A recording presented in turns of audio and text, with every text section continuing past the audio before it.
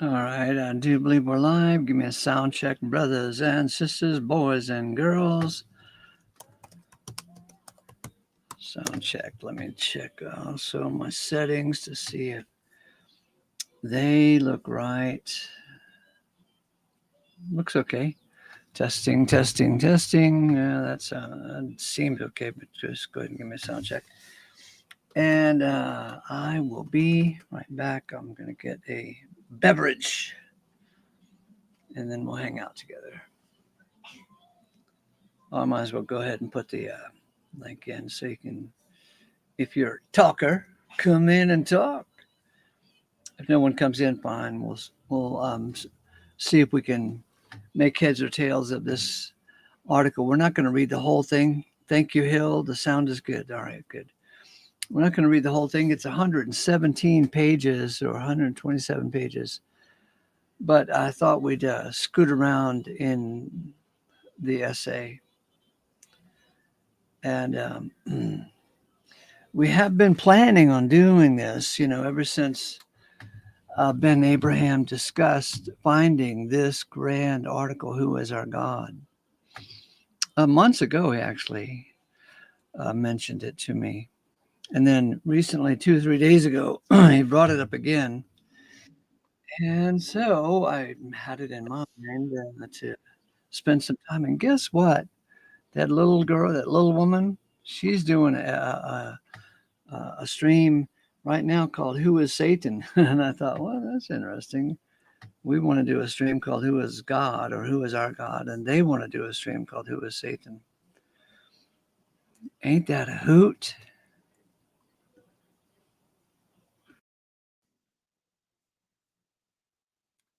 Hi, Donna. Hi, Donna. You'll have to turn your mic. Yeah, yeah, yeah. Hi, Ace. Can you hear me? Yes. Okay.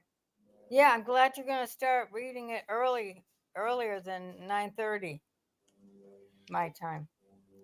Oh, yeah. Yeah, yeah. I just started reading it yesterday. I'm only about 8 pages in, and it's already like, wow, it's pretty intense. It's great. Yeah. Donna, would you rather do a show on who is our Satan or who is our God? Because I down the hall, the little yeah. woman is doing a show called Who is Satan? Oh boy. Last night's show really disturbed me greatly. Oh yeah, I Uh, was really pissed yeah. at the at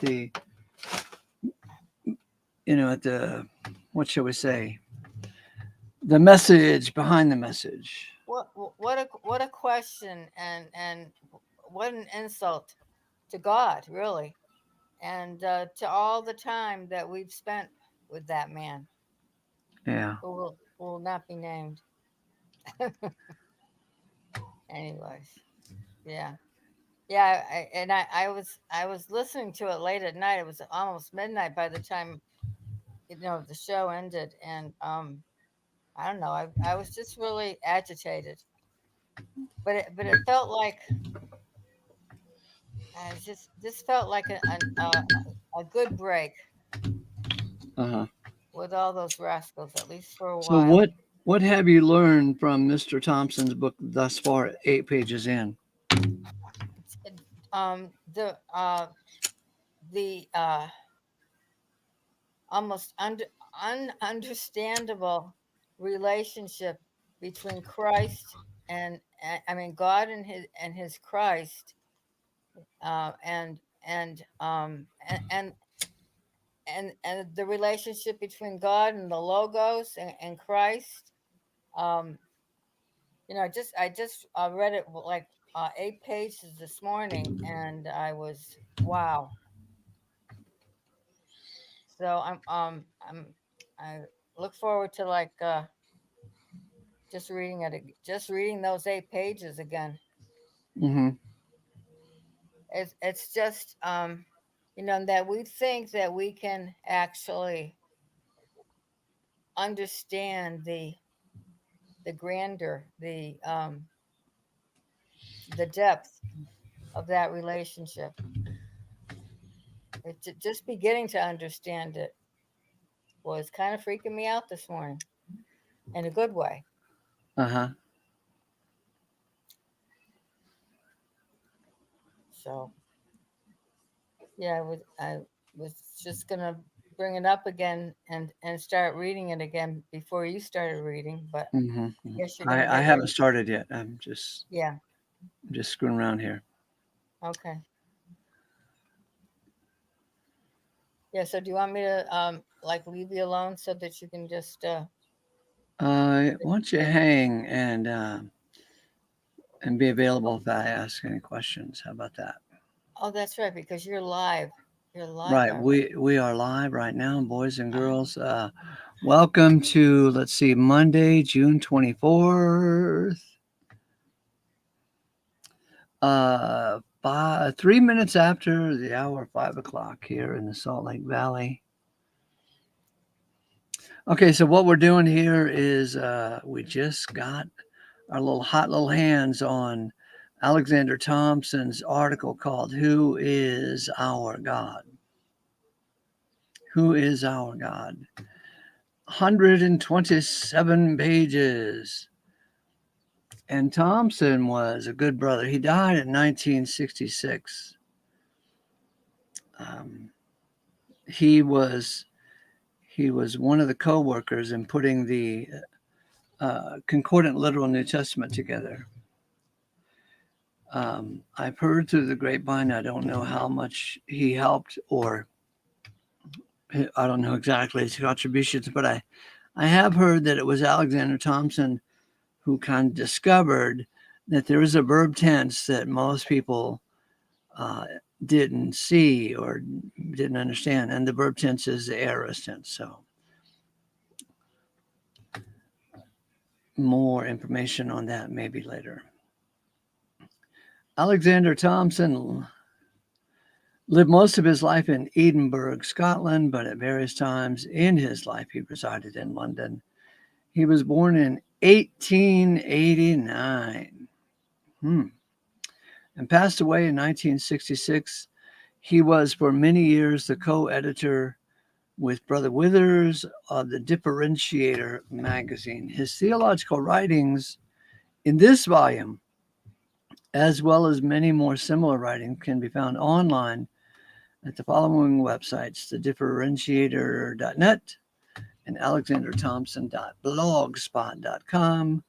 Send your comments and questions to universations, like conversations, at Gmail, universations at Gmail.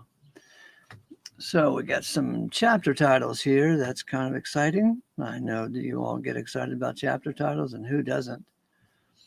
So we've got the doctrine of God must come first. Oh, wow. Well, that sounds like it's better than the doctrine of Satan. Okay, the doctrine of God. What in the world? This is great language. The doctrine of God. Because we talk about God upon occasion, right? And who knew that there was a doctrine of God? And the word doctrine, what is that? That just means the teaching, the formulated discussion, the codified words we use regarding a topic. The doctrine of God must come first. Let's see if I can bump up the size a little bit. Let's see if that accommodates our purpose. Yeah, it looks better. Chapter 2, both God and man. Chapter 3, Father and Son are complementary. Cool. Chapter 4, the Logos or Word. The Logos or Word. Chapter 5, the great name Jehovah.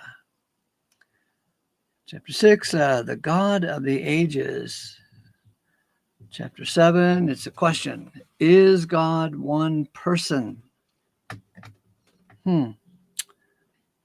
Number 8, the Son of humanity. Number 9, the Logos or Word. Part 2. Number 10, the humanity of the Lord. Number 11, he emptied himself. 12, the God of Sinai. 13, is God subject to change? Oh, yeah. Now, don't we all wake up at 3 o'clock in the morning with that question on our mind? Especially if your name is Jesse Pinkman. Is God subject to change? Number 14, the Ancient of Days. 15, each one of us has his own creed. Wow, what is that about? 16, God reveals himself in his Son. Now, I think we'd be agreeable to that chapter. 17, shall we see God? Question mark. Welcome, Scony. Welcome, PC. Welcome, Bloody Boomstick. Billy Boomstick. Did I say Bloody? Billy Boomstick. Welcome, Hill. And of course, we have Donna sitting here with us. And welcome, Deborah. Well, I can't see that any one of these chapters is excessively more exciting than the next chapter. So let's start at the beginning.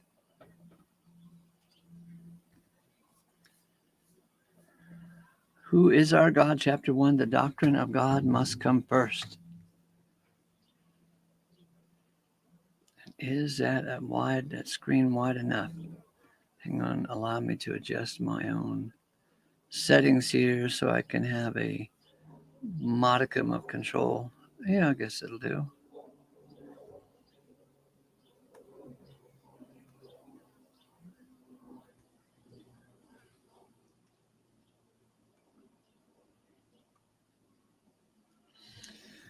Okay, mankind, nice way to start the sentence. Mankind, animals, plants cannot thrive if denied essential vitamins. Not only so, but diseases flourish where these exclusive vitamins are absent. The same is true of scriptural doctrines. If the essential life-giving element is removed, errors arise and flourish. A very ancient example of such devitalizing doctrine is known as Unitarianism. What? He's going after Unitarians? Cool. Yeah. A very ancient example of such devitalized doctrine is known as Unitarianism, the adherents of which maintain that divinity is to be ascribed to God the Father alone and not to the Son. But ever since the Lord was on earth, there have been Unitarians, human beings whose mentality causes them to postulate the sort of God they wish. They are described as agreed only as to a series of negations, but are altogether at variance as to positive truths. Many of them are latitudinarians, semi-rationalists, allowing unfettered freedom of thought while denying the plenary inspiration of the scripture and the personality of the devil. It will thus appear that Unitarian creed is based not on the whole scripture, but upon a synthetic, exact, decocted,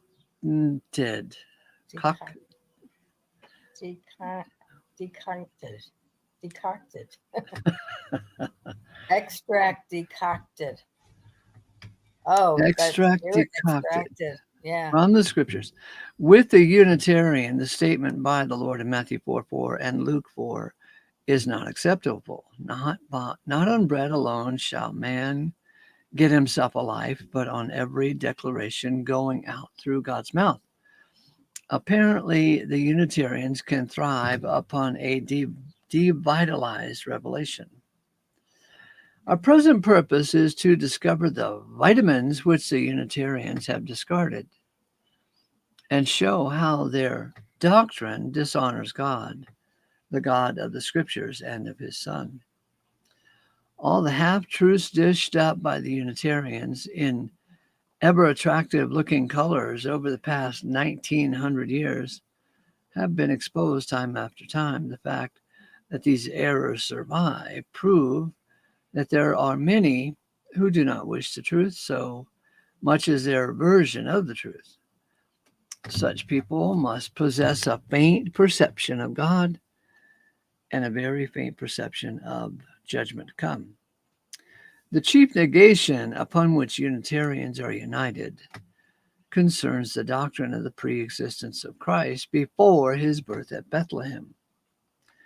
Some friends asked me to criticize a pamphlet on this subject, but on looking for some mention of the vital facts, I found to my astonishment that these had been quietly ignored. In our school of concordance, when we seek to recover the most exact meaning of an inspired Bible term, we must digest every occurrence and context, because sometimes it happens that one single occurrence makes necessary a readjustment of the English standard we use. Similarly, when studying a doctrine, and especially a very important one such as this, we do not have the right to ignore any context. It is when contexts are harmonized that we find truth is looking us steadily in the face. It is the most unfortunate that Unitarians do not maintain exalted views of the inspiration of Scripture. Our arguments, therefore, will hardly appeal to them. They may appeal strongly to all who realize that without holiness no man shall even see the Lord. Perhaps the author of our pamphlet felt somewhat uneasy or guilty because he suppressed those very verses which oppose his view. At any rate, he labors hard, too hard, it seems, to make up for this deficiency by laying great stress upon the graciousness and sympathy of his Christ, as though this was the main feature for him. While it is admitted that Jesus had a miraculous birth and was without sin, just how his being merely unusually outstanding. Crap, I missed something here. And unusually outstanding. Okay. While it is admitted that Jesus had a miraculous birth and was without sin, just how his being merely an unusual, outstanding member of the human race is going to help humanity is not at all made clear. Thank you, Donna. The writer considers transmutation of one species into another, say from angel into man or God into man, is unthinkable because everything continues after its kind, don't you know? But we might ask, if a man is born miraculously of a virgin and without sin, would such a birth be in accord with the law after his kind? That's a great question. Right. Surely in the virgin birth, God himself was directly taking hold upon humanity. Was this action in a way not transmutation? Something entirely out of the ordinary course of nature? To think of a supernatural becoming a man would either end his existence or there would be transmigration. Let us get this matter straight once for all. Let us believe all that God has revealed for us for our edification and understanding. Abraham got immense blessing just because he dared to believe God implicitly. May we do the same. Would the above statement mean then that the three men Anashim or messengers, Malachim, one of whom Abraham repeatedly names Jehovah, became completely metamorphosed or suffered extinction? Surely our writer cannot mean this. In every deed, one of them is not only called Amen, but also angel or messenger, and even Jehovah, that is God himself. Genesis 18, 16, and 19. No fewer than 11 times does Abraham in the ancient Hebrew text address this God-man messenger as Jehovah. And to show that it is no less a person than God, Abraham addresses him with a profound respect and worship. To prove beyond all doubt that the event is no mere vision or dream, Abraham gives his visitors a meal, and they are eating, chapter 18, verse 8. Let us note also that although in ancient times Hebrew scribes appear to have rubbed out the name of Jehovah in chapter 18 a few times and substituted Adonai, Lord, they did not rub out the words men or angels. One of my very first teachers was an elderly gentleman who belonged to the Plymouth Brethren. I can remember him almost 40 years ago solemnly laying forth that these three men were the Trinity. That view I could not swallow. There was no need to make the scene merely a vision or an allegory. In such cases, the fact of the parties being represented as eating and drinking is brought in to rule out any opinion that the story is allegory. Compare Exodus 24 and Luke 24. If we are in error in believing that a superhuman being can become a man or appear as a man, then much of the Old Testament must be false, and the Jews must be a most cruelly deceived race. Well, sir. Yeah. This is not your tabloid drama. No. Let us cite a few more cases where the God-man appeared. Genesis 32, Jacob is being left alone, and a man, Aish, is wrestling with him until dawn. Jacob inquires after the name of the stranger, but is told he ought to know. And Jacob is calling the name of the place Face of God, Peniel. For I see God face to face, and my soul is being delivered. Exodus 24. And Moses and Aaron, Nadab and Abihu, and 70 of the elders of Israel are going up, and they are seeing the God of Israel, and under his feet is a sapphire tile work. And as the substance of the heavens for clarity. And unto the adjacent sons of Israel he puts forth his hand, and they are perceiving God, and they are drinking and eating. Here we are not actually told God is seen as a man, but the reference to his feet infers this. Not long afterwards, it happens that Jehovah speaks unto Moses face to face, just as a man, Aish, in speaking unto his friend. Chapter 33, verse 11. This clearly implies that Jehovah is once more in human form.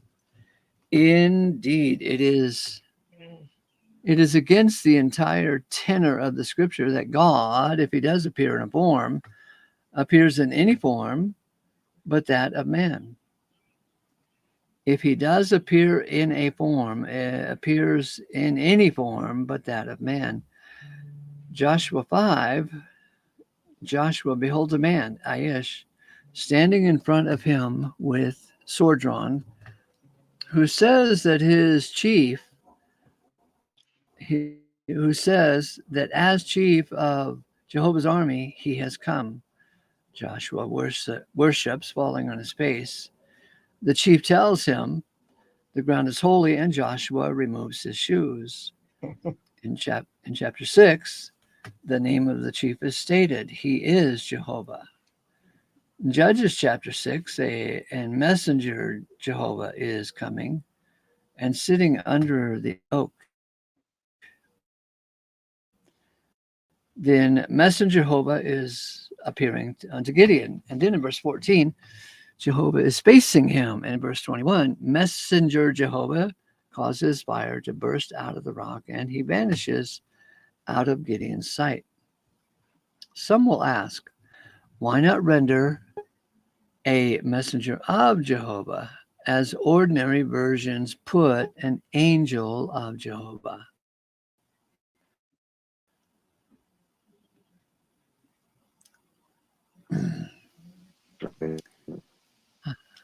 Hi, Ben. Hi, Andy. Hi, Ace. Can you hear me okay? I can, yeah. Oh, okay. My internet, well, I haven't got internet. My data is a bit rubbishy at the moment. Hi, Ben. Yeah, it's pretty low, I'm afraid. Yeah. I hear you being some bit of a tongue lashing by Linda. Oh, she gave me tunnel lashing? I wouldn't know. I haven't been over there. Yeah, she's just talking about yourself and saying that, that you're blocked or something, or you blocked her, so she blocked you. Oh, well. last night. Yeah, I was so glad that you blocked her, and yeah, there was too much going on to listen to her nonsense. Um, this first part of your reading, Ace, it just shows the intricacy of God's relationship between his messengers and man. That he's just a remarkable being, how he relates to all these entities. Um, yeah, continue on. Yeah. Andy, do you know why I blocked her? Well, Because yeah, she, probably. she comes over onto this channel talking smack. You guys Right, are going to hell. You are of the devil. right, So, okay, yeah. she doesn't come over to say hello. Let's exchange cookie recipes. Oh, okay. She didn't come over to fellowship, but to talk smack. Right. You're going to hell.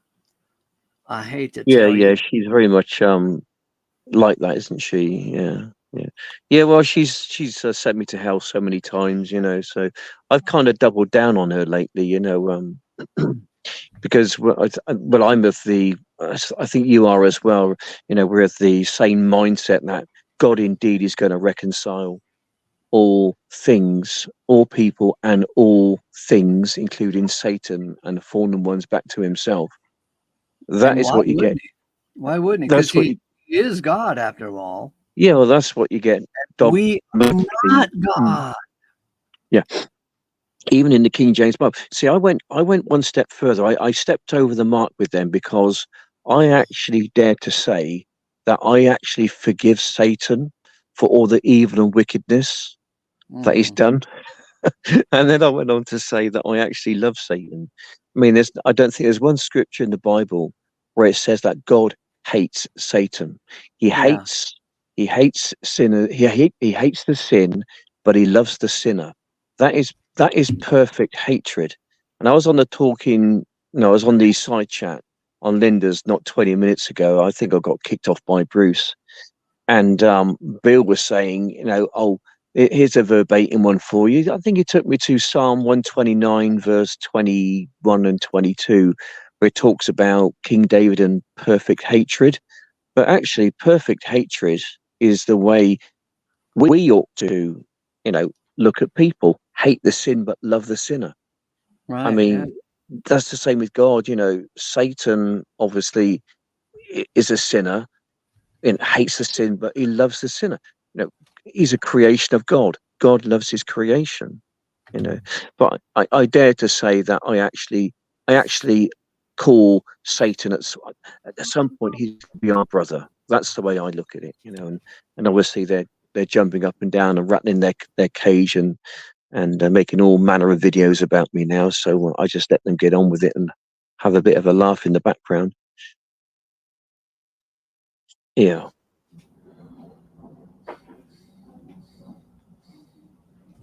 Well, if God is the Savior, Yeah. why, what does that mean? There we go. Well, he's going to If he, save, isn't he?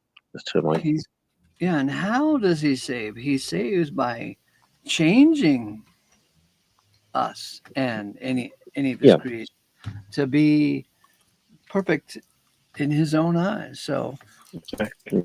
he's in the changing business. Who can resist his change and his changing dynamic? Nobody. Not even Satan himself, because ultimately Satan's only a tool in God's hands. That's all he is right now. He's a tool in God's hands. If you can imagine that Satan is a hammer and God is a hand using that hammer, that's what Satan is. Yeah. Uh-huh. So There you go. other than getting kicked off of Linda's channel, you doing okay? Yeah, I'm doing okay. I've moved into a new premises, well, a new house or bungalow in the same town.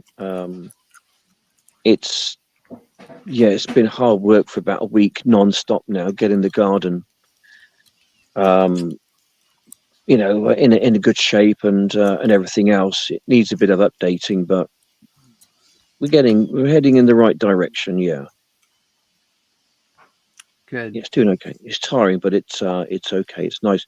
It's a nice place. It's in a really nice part of town as well. Yeah, it's in the posh part of Swindon. Let's say. Yeah, it's nice. Yeah. So Stephen has a comment for you. he says only heretics get booted from Linda's channel, There we go. and I guess he would know because he's a heretic and he got booted from Linda's channel. Yeah, well, there you go. It's a Stefan, is it? Hi, Stefan. I saw Stefan over there about half an hour ago. Yeah, it's. I mean, these people are just so religious. Ace, they really have got no idea on what the lake of fire is. You know, Satan goes to the lake of fire, right? Okay, and a lot of humanity are going to go there as well, right? What's the lake of fire? If they could be bothered to do a 15 minutes, not even that, a 10-minute study on the lake of fire, they would come in the Greek, that is, just by using a Strong's Concordance, they would get a much better understanding of what the lake of fire actually is. And It's a why do place we of even God's know? correction. Why do we even have Yeah. to know what it is? Yeah. Because Christ died on the cross for us. We should be examining that. Screw the lake of Yeah. fire. That's irrelevant. That's that's children's stuff. Understanding the cross and its efficacy is absolutely beautiful material. Yeah, but they don't like to do that. They like their position, which they've been for many years. They this night of eternal torment, and your will return. Spend what matters is You're shows. can you come closer, Mike? Come closer to the Wi-Fi because you're really cracking up. Yeah, I've got no Wi-Fi, Ace. I'm just using data at the moment, and the signal's not very good. Hey, listen, I'll be out. I have Wi-Fi in a couple of days, so I'll pop back in then. Ace, all right. You're a good egg, Andy. I like you. God bless you. Love you, mate. Bye-bye. Love you, bro. Hey, Bye. Andy. Bye. What you got there, brother Ben?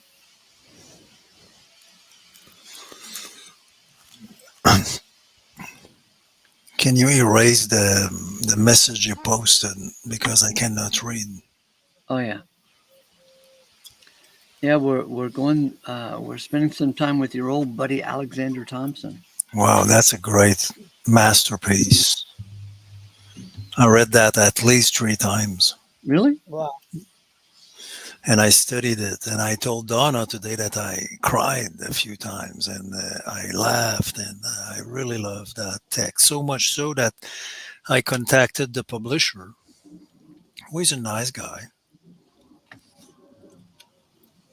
He said, I Uh-huh. visited your province a few years ago and I ate good food. I said, yes, but let's talk about Thompson.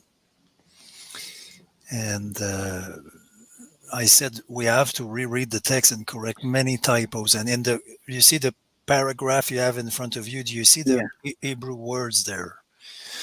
So the Hebrew words would have to be um, transliterated. Uh-huh. It's not a good way to transliterate Hebrew. Okay.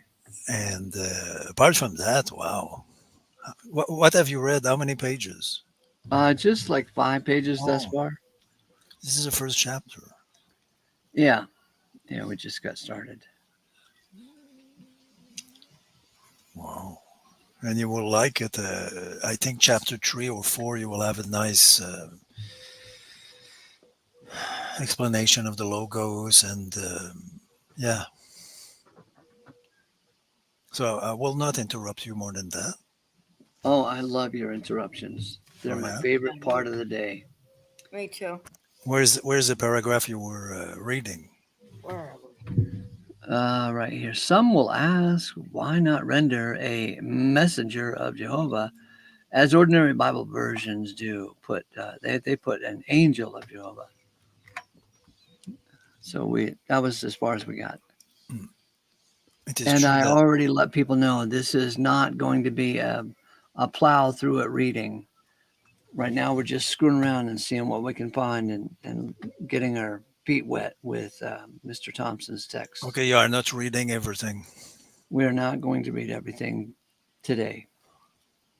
We're going to fellowship, and he is our excuse to get together at the moment. He died in 1966, and people are still loving Brother Thompson. It is a bad temper, very bad temper. Oh, yeah, he probably just needed some supplements or maybe some egg yolks or I don't know. Yeah. Yeah, if the brain is lacking fat, that might indicate might be a reason And for when bad temper. I know when I think of the brain that it took to go through all this stuff of God and to I write give about my it, brain lots of fat. I've been trying to also. Yeah. That's why we call you Big Brain. I'm even surrounded by fat people.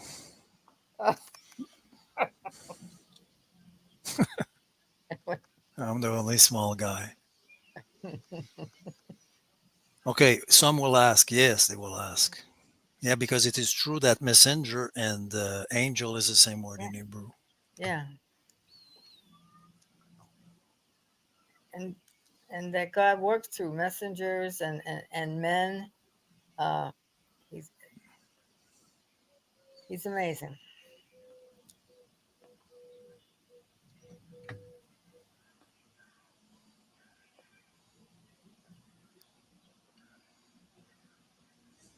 Wow, look at that. What? What are you looking at? Uh, The last part of the paragraph. God word. Word God. Word God. Yeah, this is a devar.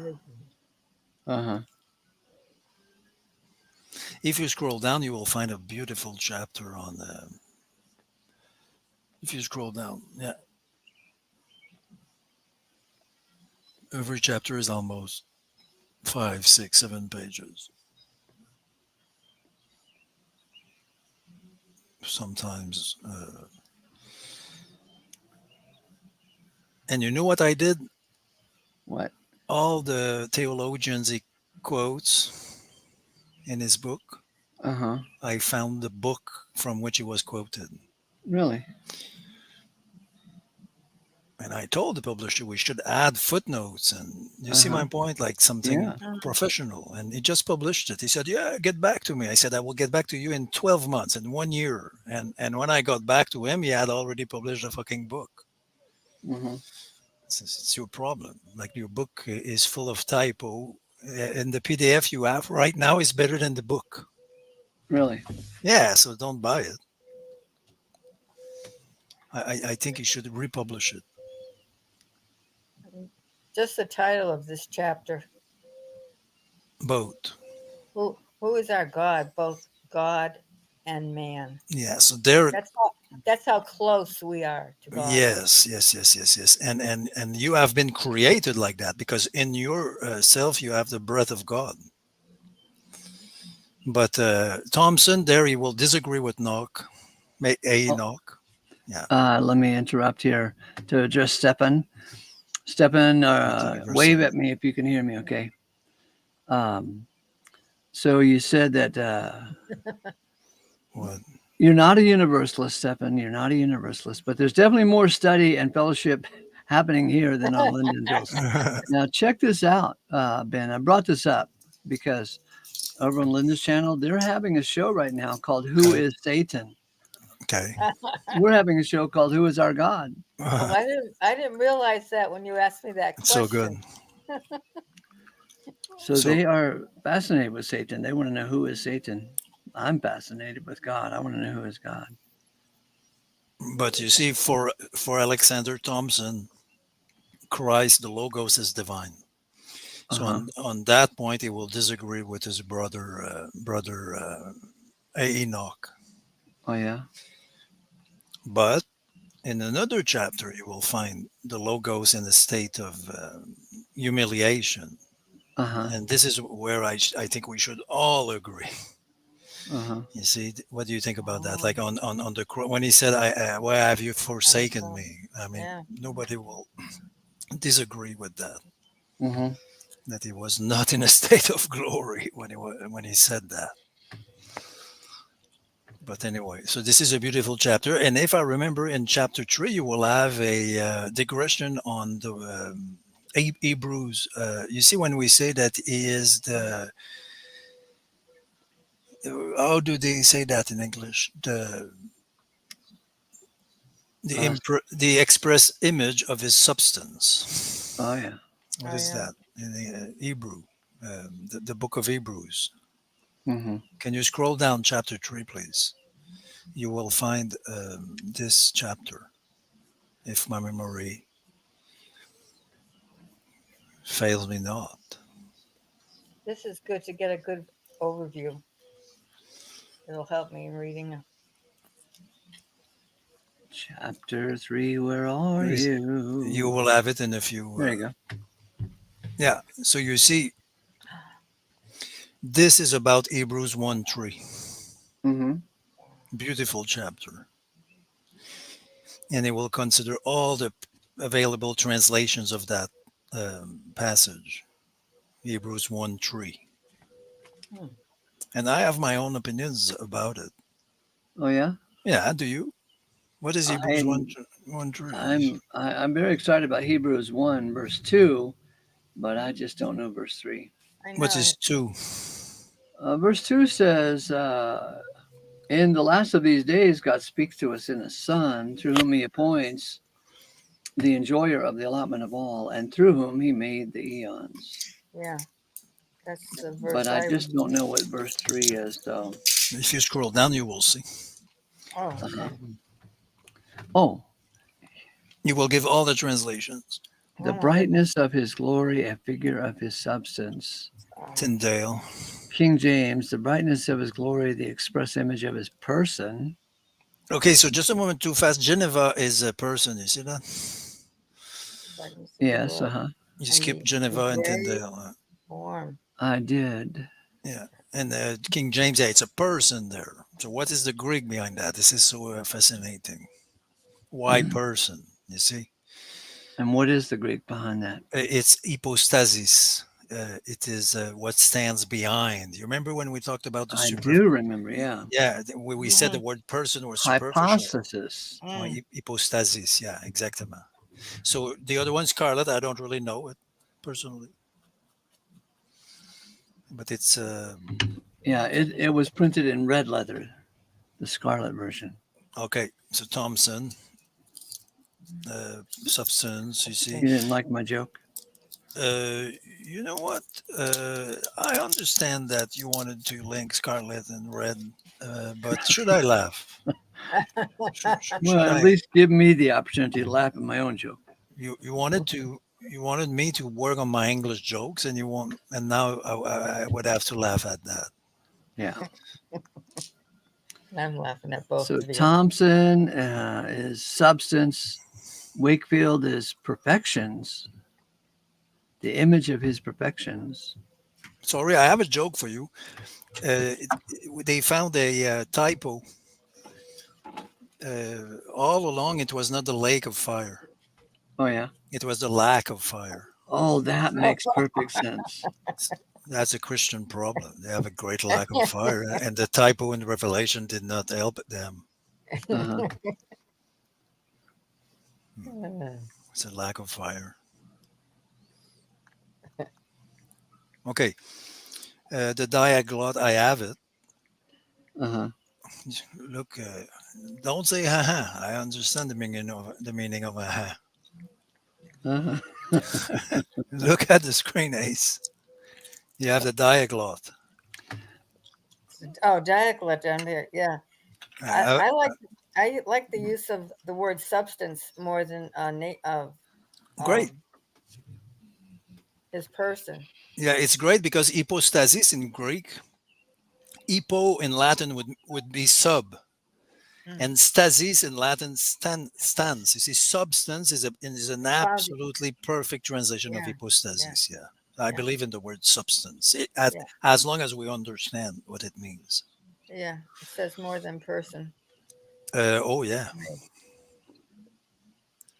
the revised. I have a rare copy of that. Is the 1881 there? Really? Yeah, Man, that's from the cowboy days. Can you imagine the cowboys using that Bible? and I'm an Indian.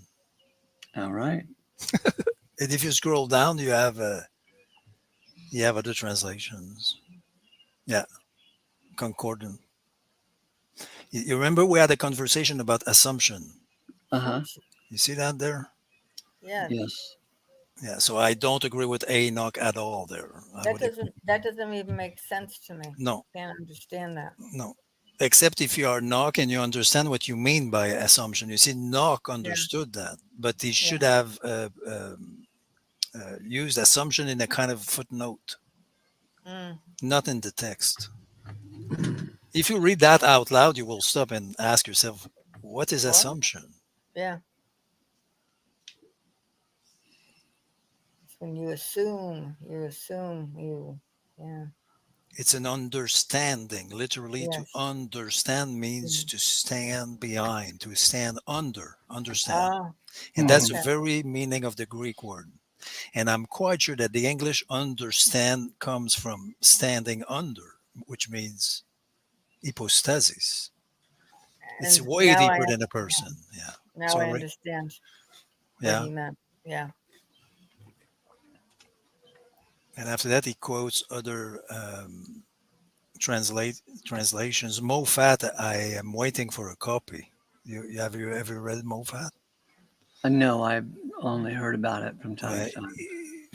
I don't know if it's good. I want to have a copy, but the first verse of Genesis is wrong in my opinion. But Uh-huh. anyway, how could I be satisfied? You see, look at the last line there on the screen. Understanding. You see that? The last line. Oh yeah, understanding. See, it's Yeah. exactly what I'm trying to say. You see that which underlies Hmm. anything. A substratum, what stands behind or under. Mm-hmm. So this is hypostasis. So it's a beautiful chapter. You want to read the conclusion of the chapter. Yeah. If you scroll down, you will find it. Oh, it's a big mess. This text needs to be. Wow.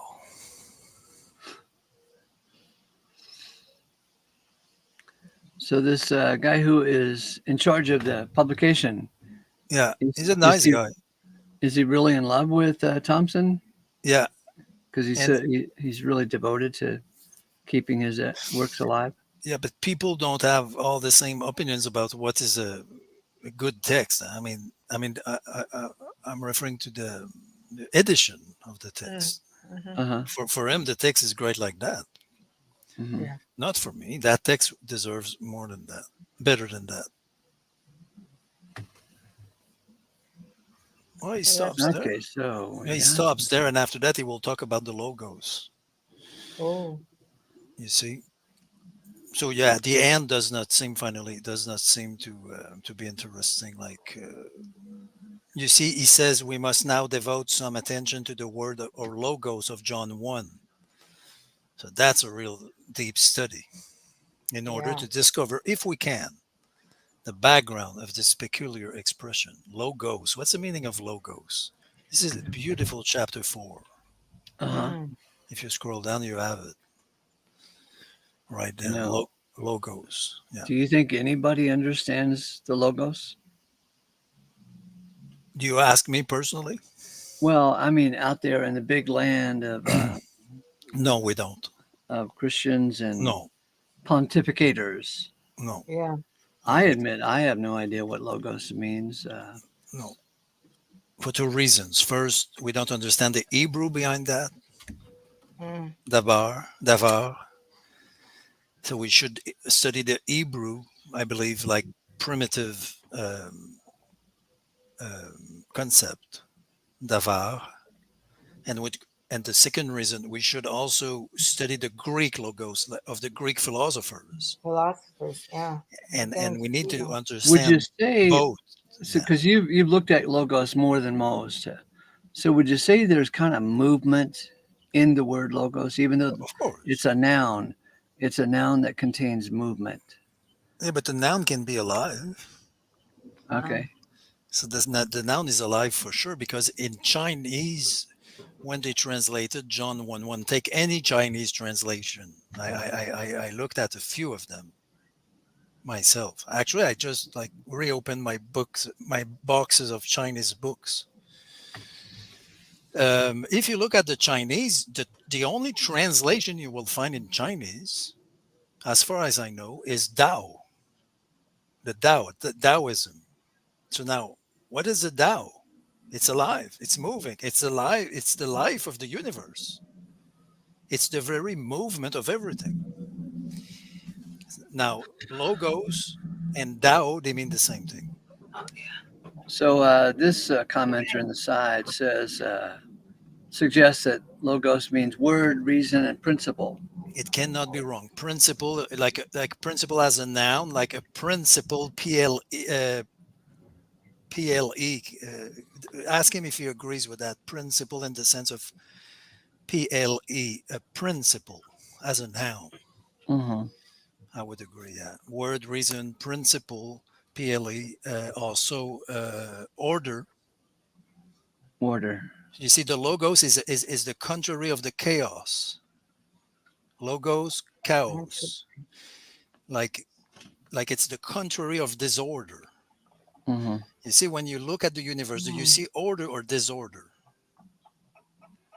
When you look at around you, do you see disorder everywhere or you see order? I would think that it would be Kind of mix between the two. right, depending on your maturity. You could see Oh, order in it and be awestruck, or you look around and you say, "Oh God, this is a mess." yeah, but this is you talked about what people think, but in reality, do you think the universe is in order or in disorder? I Order. think it's in perfect, beautiful Yeah. order. Yeah. I Because can't even look in at. Yeah. chaos, there's beauty. When to show you, when I first moved to California, to the Mm, deserts of California back in the mm, '80s, Um, I had a friend who was an artist who lived out in the desert as well. And he said, I looked out there across the desert and it was just no green grass anywhere. I came from green grass in Virginia. That's all I knew. And I'm looking out across the desert, and my artist friend said, "Oh my God, a painter's palette of browns." This is so funny. Um, the French Jewish philosopher Nobel Prize um, said that disorder disorder is simply an order that you ignore, that you don't know. Oh, Right. So yeah. when you know things, you will know that disorder cannot really exist. Hmm. I mean, absolute disorder Mm, cannot exist. So that's a logos. And yeah. the answer is no. Christians, when they say the word, you see, the problem is the translation. In the beginning was the word. So now, why the word? This is just one translation. The logos cannot be translated with one word. That's the problem. So in the this is the English tradition. Most people say word. Mm, In the French tradition, we say verb. Hmm. Now, this is also oh, interesting, but it's not better. It's just different. mm, It's also possible to say in the beginning was the verb. Now, you could give, I could give you like oh, 12 man. translations, right? Like just by heart. Like you could give in the beginning was the meaning, in the beginning was the order, in the beginning was the guide premonition, what he wrote, the reason, the principle, the account. You see the list, the Yeah. cause, Yeah. the statement, the expression, Oh, and the question. And it's also a science. Logos is a science. When you say biology, it's the logos of the bios. So it's the science of life. So everywhere when you say archaeology, biology, the logi is always logos. So Hmm. logos is a science, wow. and it is what else? It is a speech, and an expression. So it's a very rich word. Personally, I think we should write in the English. We should write in the beginning was the logos, and we should put a footnote. You see, we need a Hmm. footnote. We should use the word logos. Never translate that. You see, word work. Now, what is the Hebrew behind that? It's even more fascinating. What is the Hebrew? It's davar. Devar. Now, davar is a word, and it's also a thing. So, Ace, you remember that in the beginning was the thing. Uh-huh. Oh, yeah. So now in Hebrew, a word and a thing are the same thing. So when you say God, God is there, literally. It's hard to believe. It's hard to understand for us because in Western languages, a word and a thing are not the same thing. The word table and the table are not the same thing. Mm, But in Hebrew, they are. The thing and the word of it are the same exact thing. There is a match between the two. This is very profound because it means that Christ is the very thing of God, the only thing, maybe. Anyway, Well, I cool also topic. find it. I also find it beautiful and fascinating to say John 1:1. In the beginning was the thing. That's it. mm, You like to beat to the tempo, huh? Yeah, in the beginning was the thing. And I was already there feet. with Yeah. him. What do you think Mm. about that, Ace? That you were there in the beginning with him. Yeah, Now you're blowing my mind. Oh, and it's the lack of fire is with us. The lack of fire. the revelation typo. Oh, And how if you scroll, wonderful. yeah, if you scroll down, you will find many good Mhm. candies, Ace. Hmm.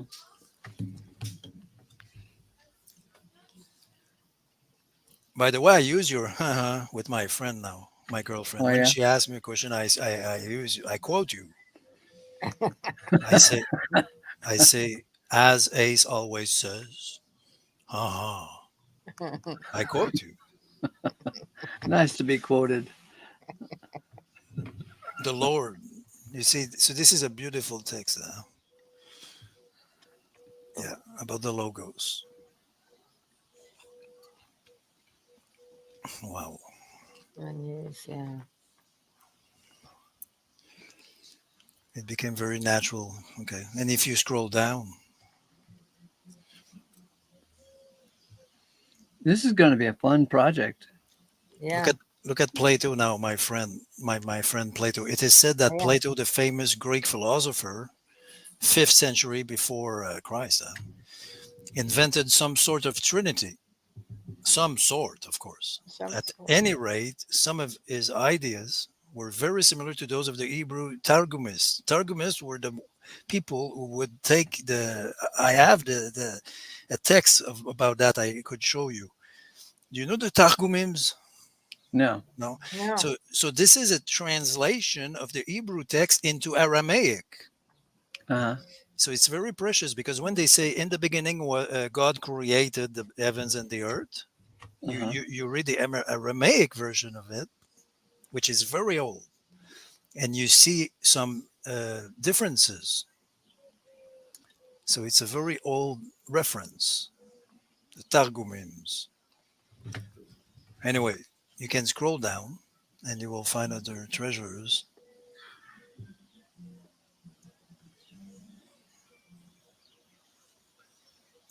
You did not. Yeah, Plato. Where is Plato? Okay. Dead. Yeah. Okay, the Targumims. Oh, yeah, yeah, the Hebrew Targumists. Okay. So, of the creation of the world, Plato says God created through his word. Look at that. So, do you think Plato was stupid? He said that God created everything through the Logos. Wow. Well, So do you think he was stupid? I don't think so. He only needs to. You see, John came 5 centuries after, and he said, and that Logos was made flesh. This is the only thing Plato needed to learn. And now, whereas Epicureans maintain that all things came into being by chance, which is the beginning of free will, by the way. oh, yeah, Yeah. that makes That's sense. Yeah, fine. yeah. The Stoics and the Platonists declare that everything was made by the Logos. So now this is extremely important.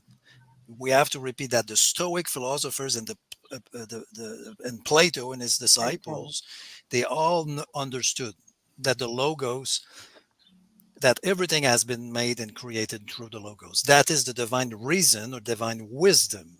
Mm. So now wisdom is another concept. Is Sophia in Greek, and in Hebrew is chokhmah. So it's related but different.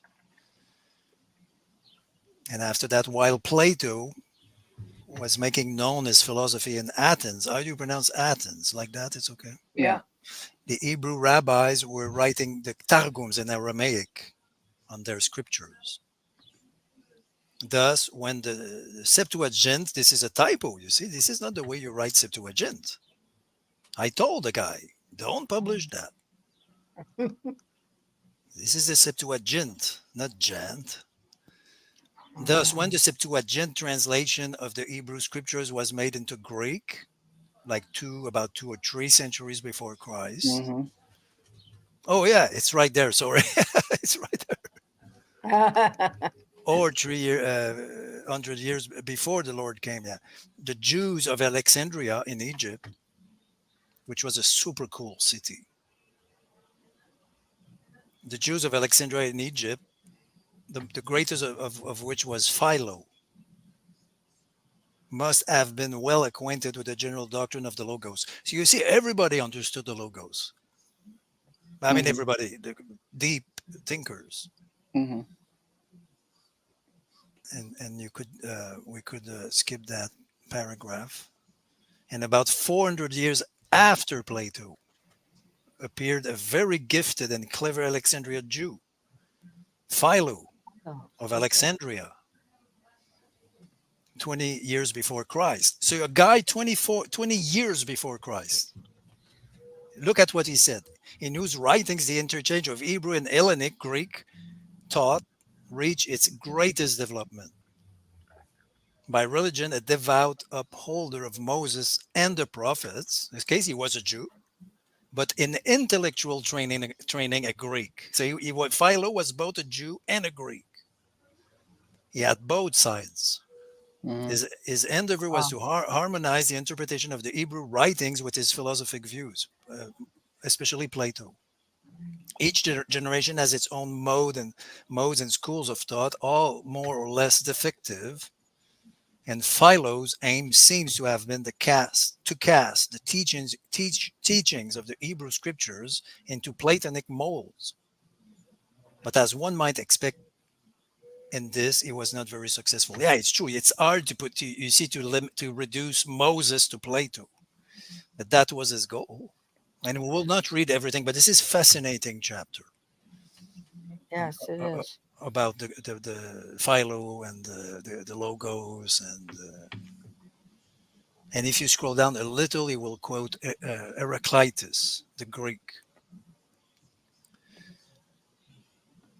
which is a kind of second Buddha. He was a real wise man, which is rare. Um, Philo. You see, look at the last paragraph. Is it not extraordinary that Philo should have considered his logos to be a mediator?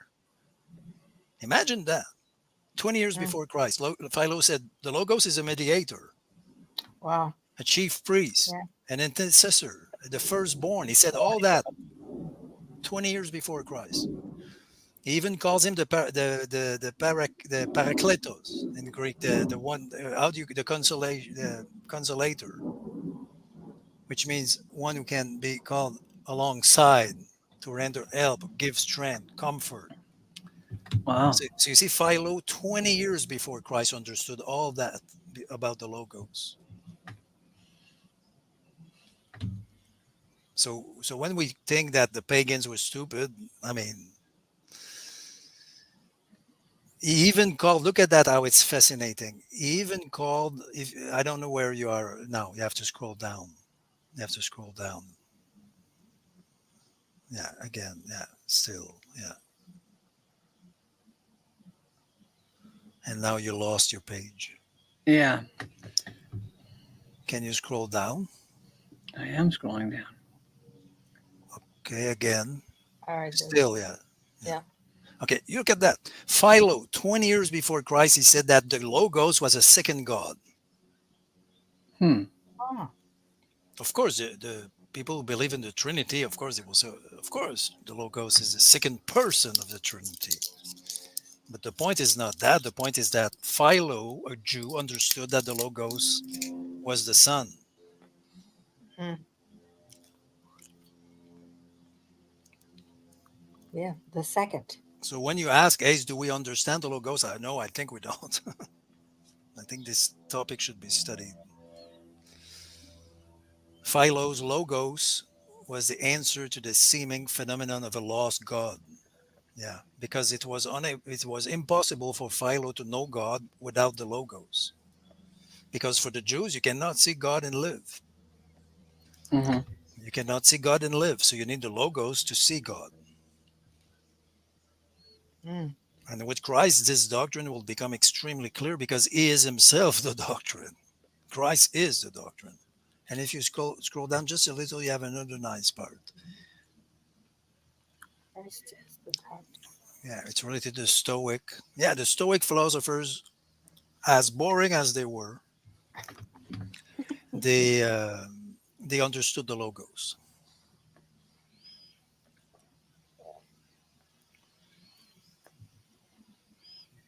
That's it for that chapter.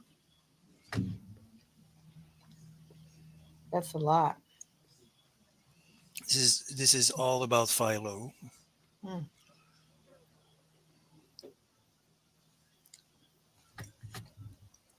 Yeah, this is about the Gnostics. Okay, and now you will reach what John.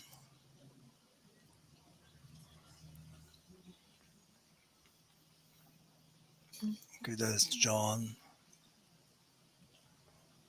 Now you will criticize Enoch.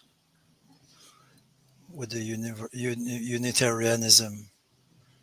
So he considers Knock a Unitarian. Yeah, it's a fight between two friends. Uh-huh. Yeah, but I know the fight behind that. So yes, he will come.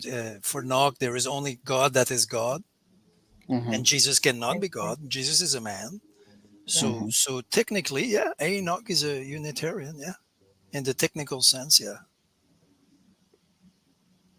I was wondering what he was meant by that at the beginning of his Yeah, book. yeah. Hmm. But I mean, if you say there is only one God and no one else is God, and Jesus is only a man, even though he's a Lord, he's still a man. I mean, this is Unitarian theology. Yeah, I think I can remember Knock taking pot shots at Unitarians, though. Yes, probably he did not want to be associated with them.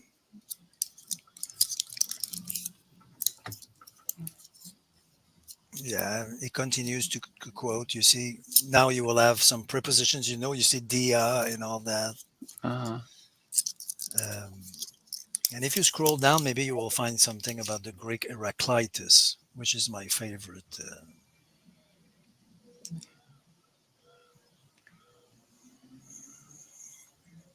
Do you know how to spell Heraclitus? Hera. You will see it if you continue.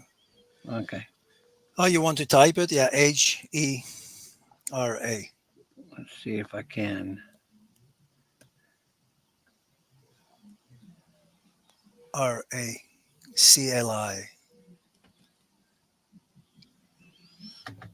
Raclitus. It's not coming up. H-E-R. Yeah, but you have to erase. You are not okay now. I see. And Mhm. look at the bottom of your screen. The words you are typing are not okay.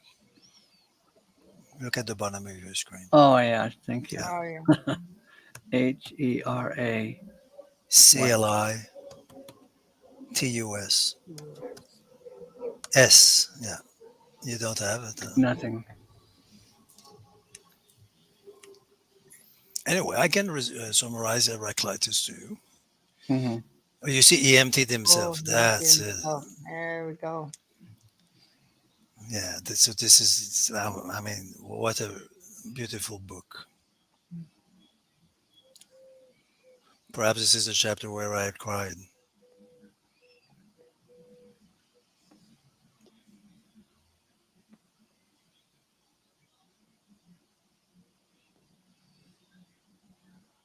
He empties himself, Oh, taking slave form, coming to be in humanity's likeness.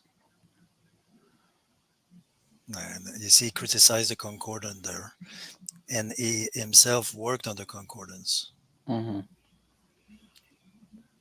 But it's okay. We have the right to criticize. That's right. I mean, mhm. and he is very picky because he generally quotes the literal Because Greek. I've even heard you criticize yourself.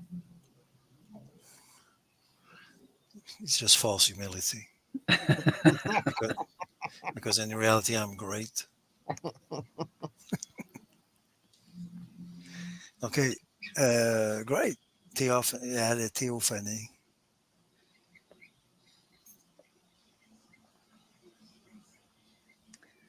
His voluntary incarnation implies his voluntary self emptying. His voluntary incarnation implies his voluntary self emptying. The change from Godhead to manhood in flesh must be by the way of limitation or reduction or renunciation of some kind. It would be sheer presumption for us to argue that such a process of self humiliation is impossible in the case of God. Did not the Lord in John 17 pray the Father to restore to Yeah. him the glory that he had along with the Father before the Yeah, world Mm, was? yeah. that is an incredible prayer.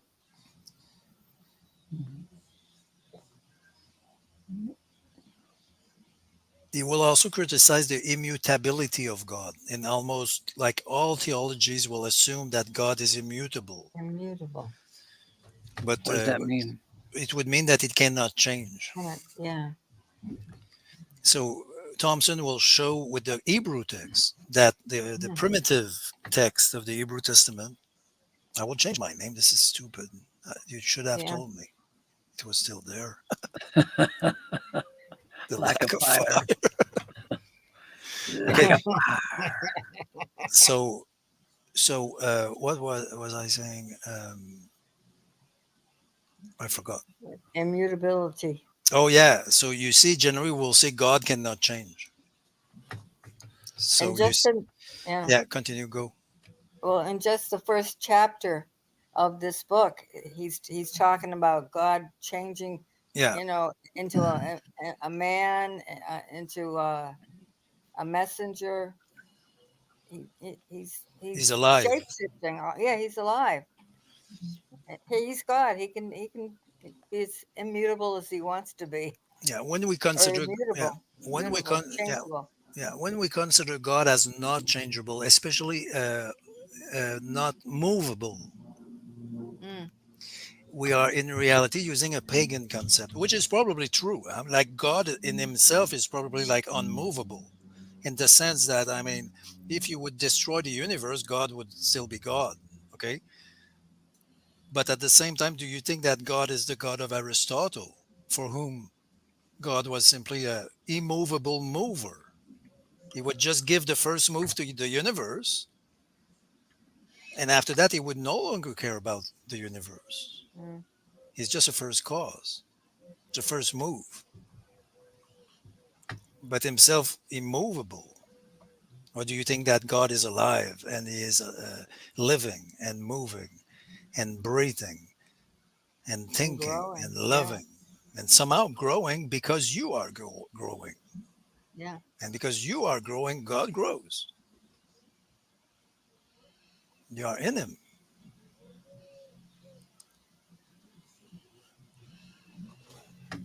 Beautiful book, huh? Mm.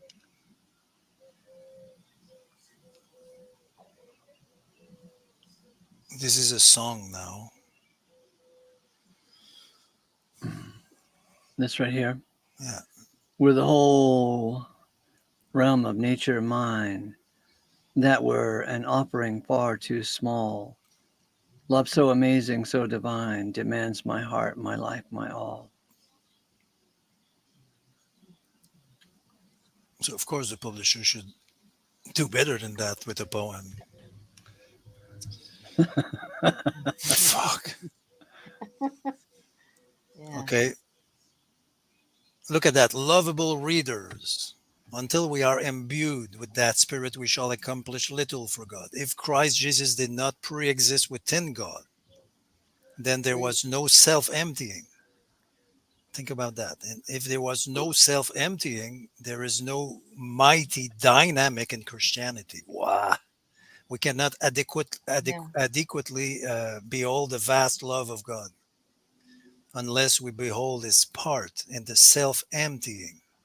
Perhaps we are unable to take in properly the love to us of invisible spirit. Yet we are told it is the love of Christ that passes knowledge.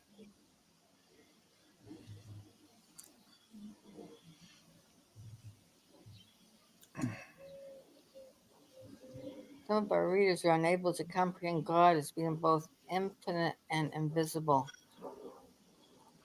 How did your I, conversation go with the Hindu fellow the other day? We almost converted him. Oh, yeah.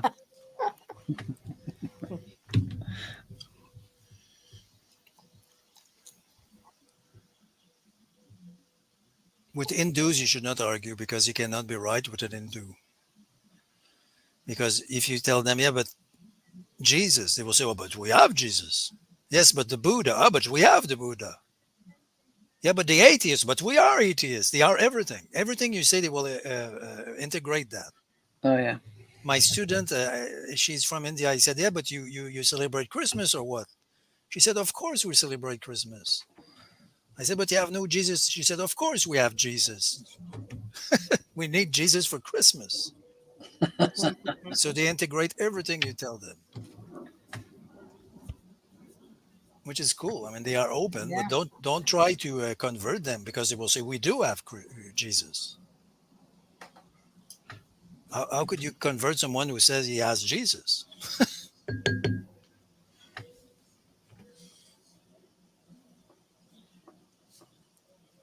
If you could scroll down.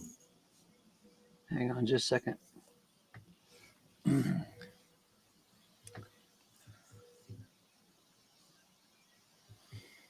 Okay, this is about emptiness. Huh?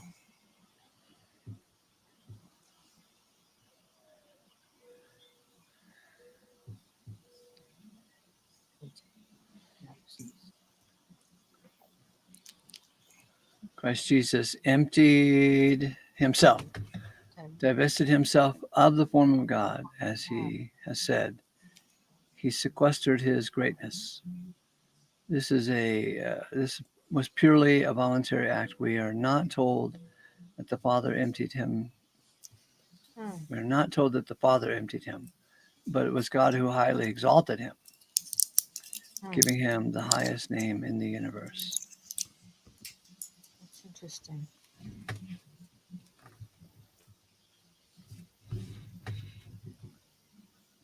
Look at that. What he says there. He talks about dividing the word of truth. The Lord got back the glory which he had beside the Father before the world was. Yet it was a glory unspeakably enhanced. It is true now that in Christ is dwelling the whole fullness and or completeness of the deity, bodily. But for anyone to argue that this was true while the Lord lived on earth is to aver, I think you pronounce aver. You Avere, say aver?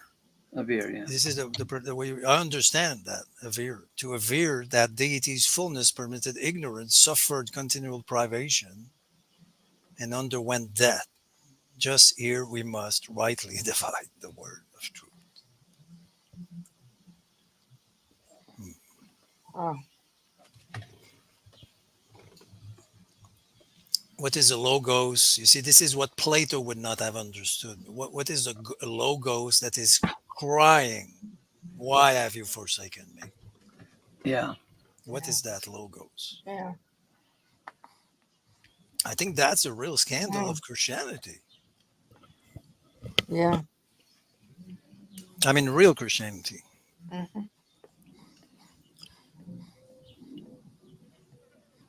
We ought to expect, okay, paradoxes. Yeah, of course.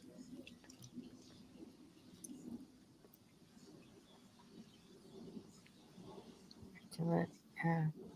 Yeah, of course, it's a paradox. A dying logos is an absolute paradox for a guy like Plato.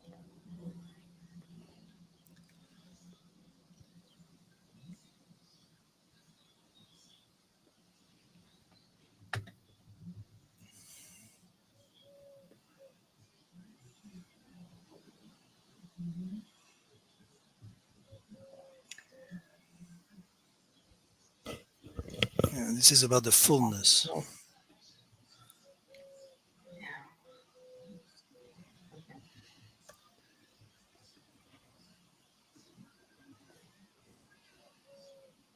What is that? Oh, I'm getting used to this. All the tools here. I don't know how to use them exactly. I don't I want to don't do. know I don't know how to stop them either. You want Mm. to underline Yeah. something, and now you will have another chapter. So, yeah, after that. The God of Sinai.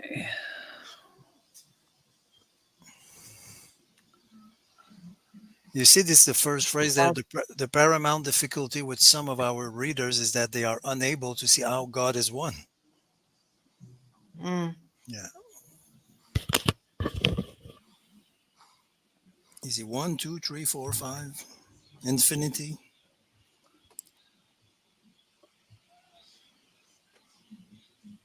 It's really admitted that the Father and Son are two. But if you are part of the family, how do I count? Yeah. Hey, so we have a question for you. If you are Mhm. part of God's family, how do I count? One person of the Trinity, maybe three or four or five, or an infinity. And infinity minus one equals an infinity. Mm. Did not know that.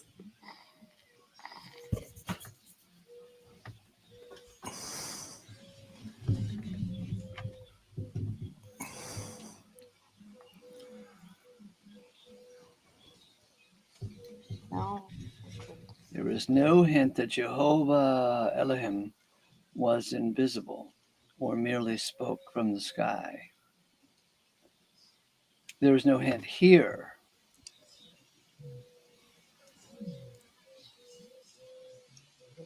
Who would reason that there were two persons or two gods in the Hebrew scriptures, one visible and one invisible? He's asking questions, and this is not a Yeah. statement. Yeah.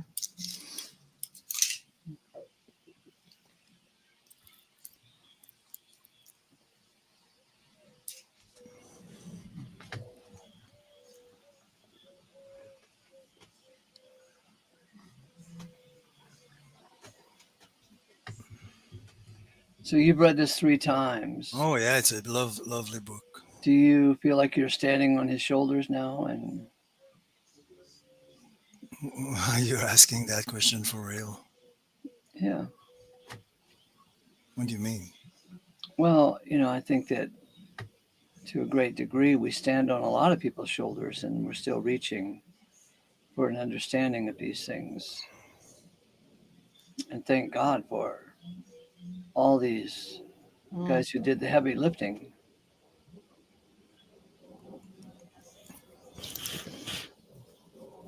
Yeah, I think this book is a kind of very special book because it's not how could I say, like it represents the concordant school. Mm-hmm. Okay, like Enoch would have liked that book. It represents a concordant school, but with some criticism. Mm-hmm. So why not? And it brings in the Greek philosophers also. So. Hmm. Like a review, yeah, of a Mhm. review of what had been said before. Yeah. And I will take a short coffee break, and I will be back. No, I will call my mom actually. really? Yeah, I Let will me be know if back. she mentions my name. I will mention your name. Tell her I said hello. Yeah, she's a nice, Yeah. absolutely nice lady. We're right around the same age. I think you are younger. Uh-huh. I'm now 76. She's now 77. Oh my God.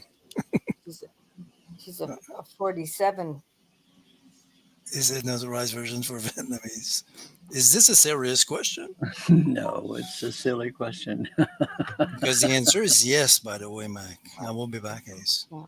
Okay. Mac.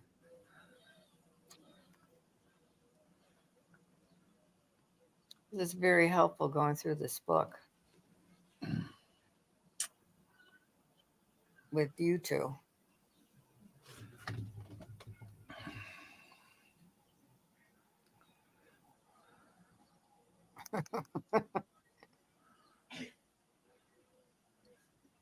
Yeah, I could not write this book because I'm not terribly interested in the topic. Yeah. I do write about the cross as much as I can, but because that's my one focus. But the Trinity, I don't have a dog in the fight.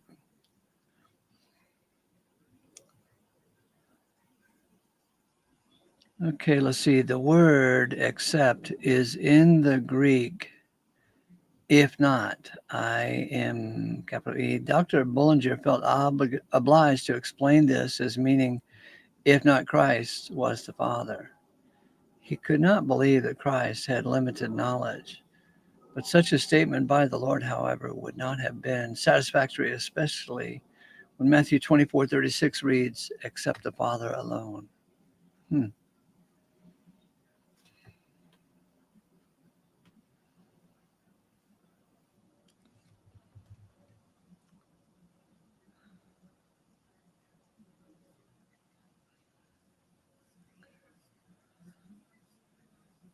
Who is our God? We're going to find out here.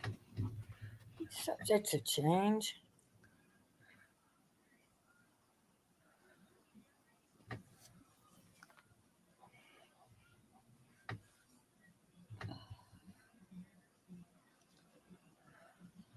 When I was a child at school, about the age of 8, I had to learn by rote a statement of the Presbyterian Creed called the Shorter Catechism.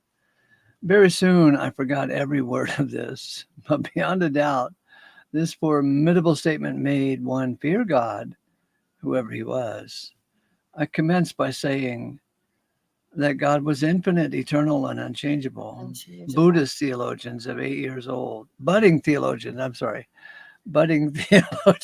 8 years old, could only think of God as the great unknown or unknowable, utterly distant from mankind.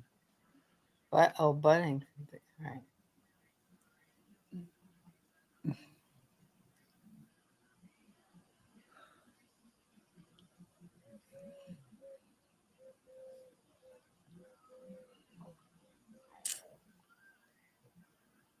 Malachi 3:6 is perhaps the strongest text upon which the unchangeableness of God is hung. Quote, "For I am Jehovah, I change not. Therefore, ye sons of Jacob are not consumed."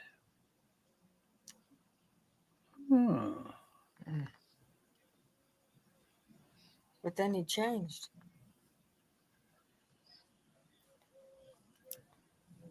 Or did he? I know. So many questions. So many paradoxes. paradoxes. Yes. It's wonderful.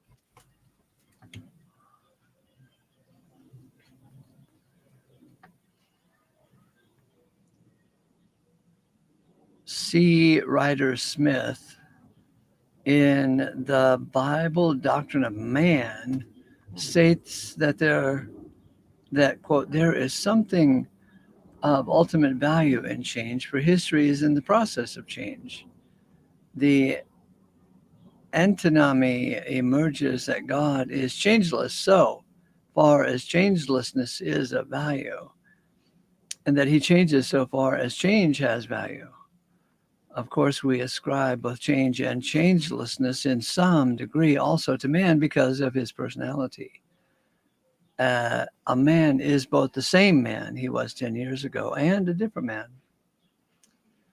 Or as the psychologist Eric Fromm said, we all change, but not much.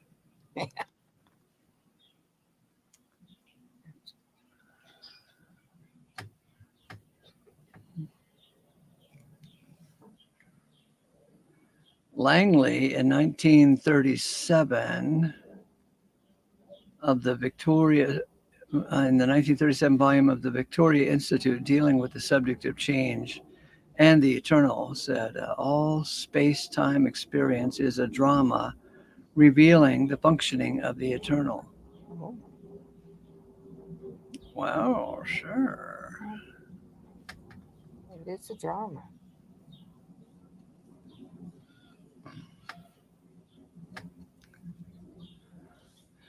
What are we to understand by this expression, the Ancient of Days, found in Daniel 7 and 13 and 22? The translation appears to have come down from Jerome's Latin Vulgate, which reads Antiquus Diarium, which has much the same meaning. Since Jerome's days, no one appears to have questioned his rendering or suggested anything answering more faithfully to the Chaldee, which reads Anthik Yomaya or Anthik Yamen. Cloverdale in the 1500s rendered it as follows: I look till the seats were prepared, and till 3 old age sat him down. Hmm. Dr. Driver thought the expression was a figure of God, That's as what if he I were an always, old man. that's what I always thought. Really? Yeah, when I was young. Well, when I was a kid, I heard that expression. So most people naturally think the companion Bible suggests the everlasting one, perhaps the only original reading since the Bishop's Bible of 1572 introduced the Ancient of Days, has been that of Farrar Fenton, who reads The Splendor of Time. I've read about Farrar Fenton many times over the years. He's apparently very quotable. Hmm.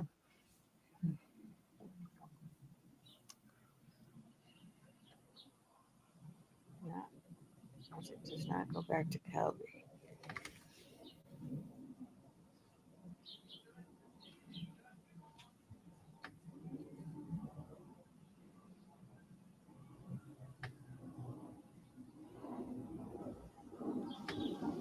Sound check. And back.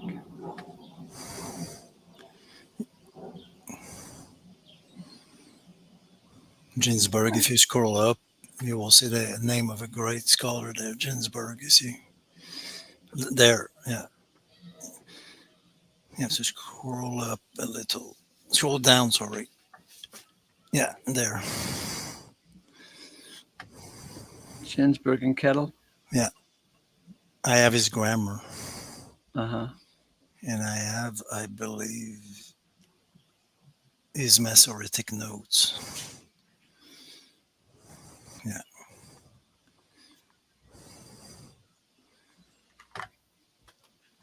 Where are you now? Page what? 108.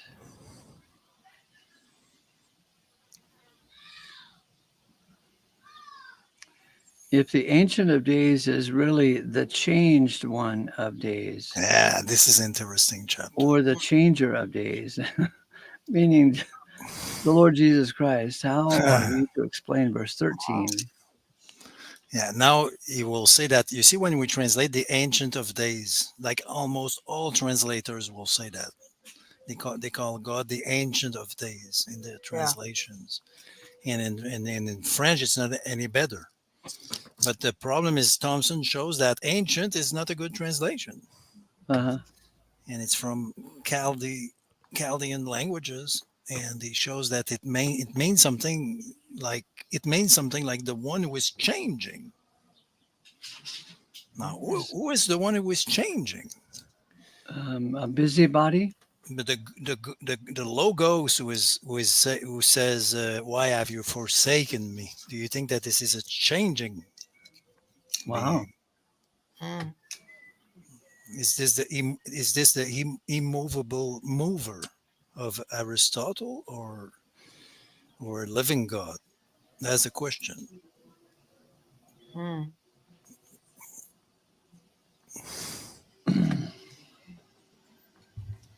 Like, just to be very clear, the God of the logos of Plato could not suffer.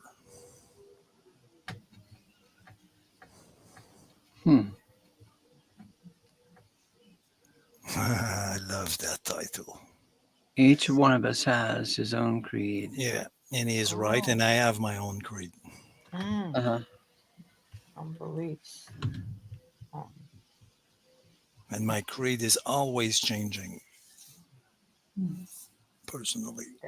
That is true. Yeah.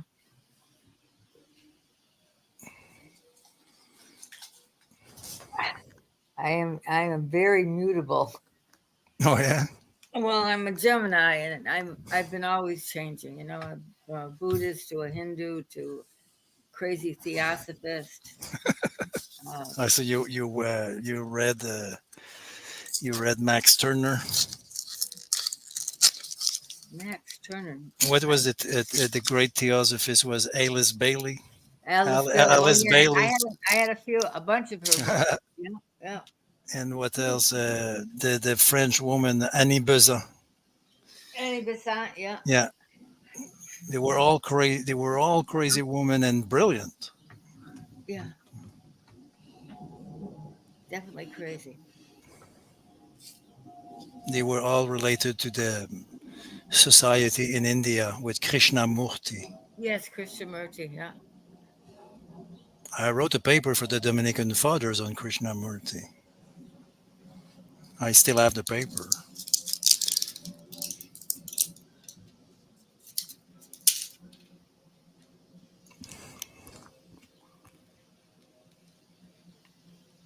I have to get some water.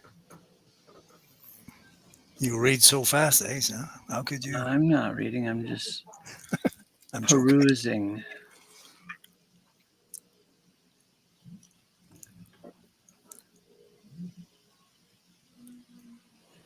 Wow. The seed of faith grown to a great tree in close communion with Jesus Christ, the only begotten Son of God, approaching his own perfect communion with the Father. The thing desired. Look at that in B. Must be. The thing desired must be in accordance with the will of God. The life of Christ was the one persistent desire to do the will of the Father. Wow.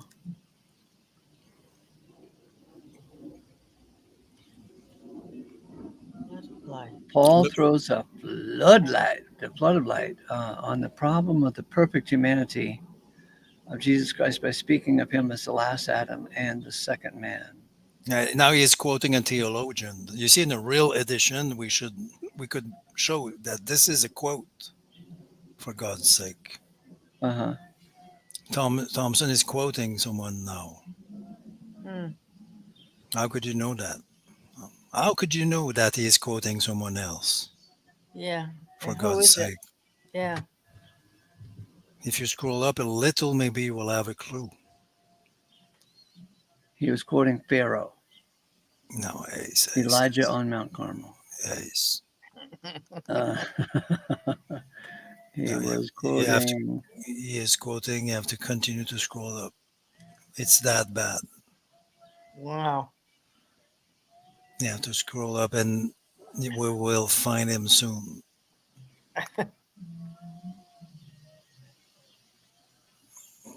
You have to continue. Imagine that. No. Why? St. Paul. You see the quoting marks at the beginning of each paragraph? yes, I see that. It's a long quote. Oh. And I have that PDF because I found all the PDFs. Okay. So it's the beginning of the chapter. Yeah. Kindersley, Yeah. The Oh. Doctrine of the Two Natures. So they should show that in the edition very clearly.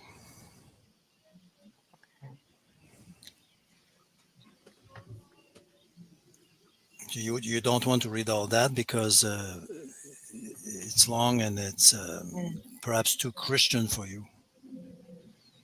I know it's long, and we're just doing an overview and hanging out Yeah. because I want to get the most out of you at the moment. Because Yeah. the Yeah. next time I start reading this, you probably won't be here, so then I'll plow through it. Because what you expect, I'll be dead or what? You'll be teaching students grammar. Yes. Giving them tests. Yeah. And eating egg yolks And cayenne pepper. and cayenne pepper. Yeah. You see, this is a long quote. And quoting Ace to your girlfriend. Uh huh. Uh huh. Uh-huh. You know what Ace said? What did he say? Uh huh.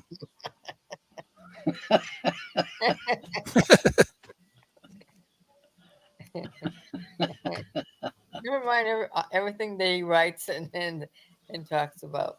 He just says, huh. Okay, maybe we could read the end of the previous yeah. Sure. What do we see? Yeah, I know the differentiator. How do you pronounce that? Differentiator. Differentiator. Differentiator. Yeah. So this is the guy I'm in contact with. I should maybe be able to pronounce his website. Maybe. How do you pronounce that? differentiator. Yeah. Okay, great. Differentiator. So, can you scroll up? Oh, this is another long quote. And this is where he finishes the long quote. Yes, it is. And after that, he says, it will be seen that our author, okay, comes very close to the views which we have expressed in the differentiator on Philippians 2 to 7. While we cannot, of course, accept the creeds as inspired, let us say this much, that if they were rendered into English concordantly and consistently, they, the words of the creeds, would not do you pronounce differ? Dipper. Differ would not differ very much from the scriptures. So this is very interesting statement.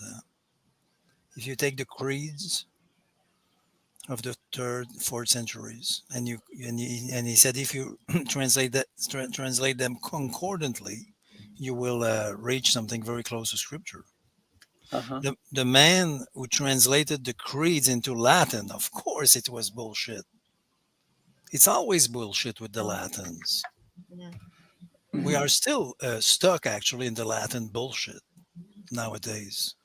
Mhm. The man who translated the creeds into Latin and other languages by using inexact terms, which suited their own ideas, and by giving the original terms a verbal twist, are far more guilty than the original makers of the creeds. Let What does us, he? Yeah. yeah. What does he mean by the creeds? The creeds is the when the church. Okay, so we have perhaps to give some context because for him it's understood. You see, so the creeds is you see around the second, third, fourth centuries they had the different councils. Oh, yeah, and they came up with creeds like the Yeah, Apostle Creed that we like in the Catholic Church, they still use yeah, one of the yeah, creeds, and sometimes yeah, you will creed you of will God the find Father Almighty. Yeah. yeah, and you will find a few versions. Hmm. So you say, I believe in God, the Father, the Son, the Holy Spirit, Mary, and all that. I wasn't sure that's what he Yeah, was referring to. I think Mary is now in the Catholic Creed, I think. Anyway, you see, but Yeah. he is saying now, if you take the oldest creeds in Greek, you see, again, it's a problem with translation. And you translate them concordantly, you will find something interesting. This is what he is saying. Okay. You see, again, the problem is the Latin. Hmm. I mean, if you knew what's the Latin for logos, you would be scandalized. What is it? It's Yeah. ratio, like like a. I will write that in the chat. You see you see when you have a portion, do you see a ration in English? Russian, yeah. Yeah, ration. So this is from Oh. the Latin ratio, and it gave the Latin reason, of course, and it's a word of limit as ratio. You also use in English ratio like this. You see, Hmm. and this is a limit, as you can see. A ratio is a limit. So this is the Latin for logos. Think about that. Mm. Do you think it's faithful? Do you think ratio is a good translation for logos? Could debate that.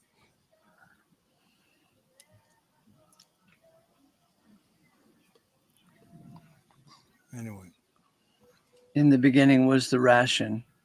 That sounds pretty limiting. in the beginning was the ration.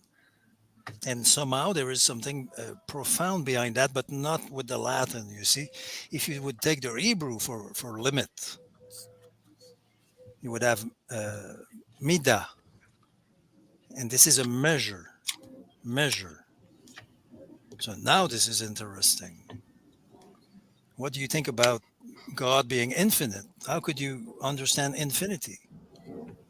But now let's say that we understand that Christ is the measure of infinity.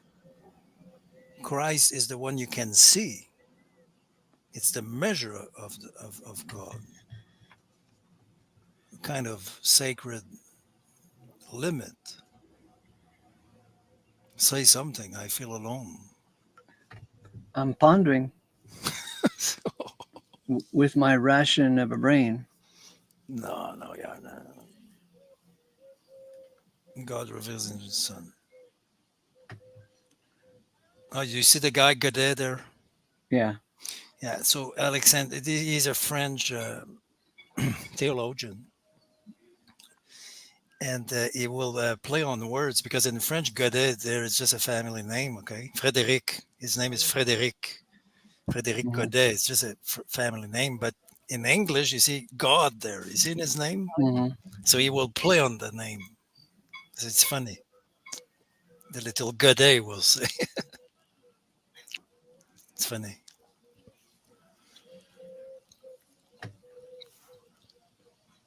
I read a few things on by Godet. It's very well written in English. It's all translated in English.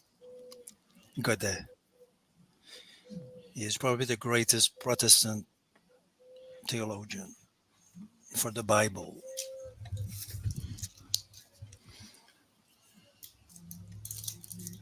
And what he wrote on the Logos is very good. And if you don't believe me, I will prove my point.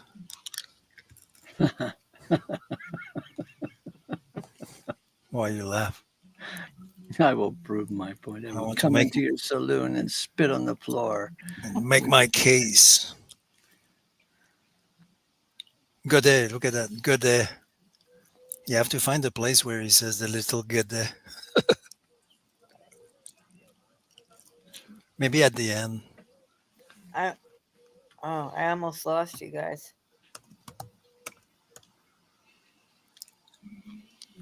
Don't type little, but if you type Godet alone, just in, can you write in the, okay, you have it. And you have to click on enter, yeah.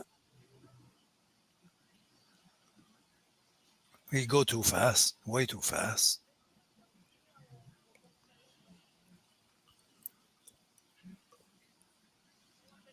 I think Guess was a German.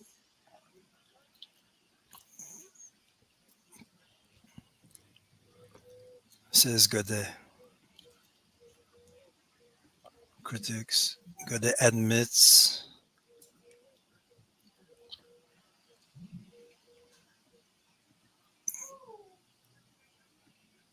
Then he asks. He proceeds.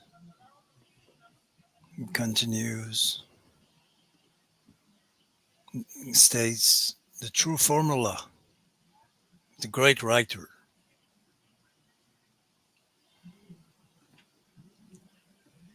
He said, I just saw it. You clicked on something, but it was there. Yeah, you clicked on something, is you lost it. Click again, please. You click on the wrong one. Yeah, this one. You see, he said, for the help given by the godly Godet, Uh huh. I am most grateful. I love that, don't you? That is cute. The godly Godet.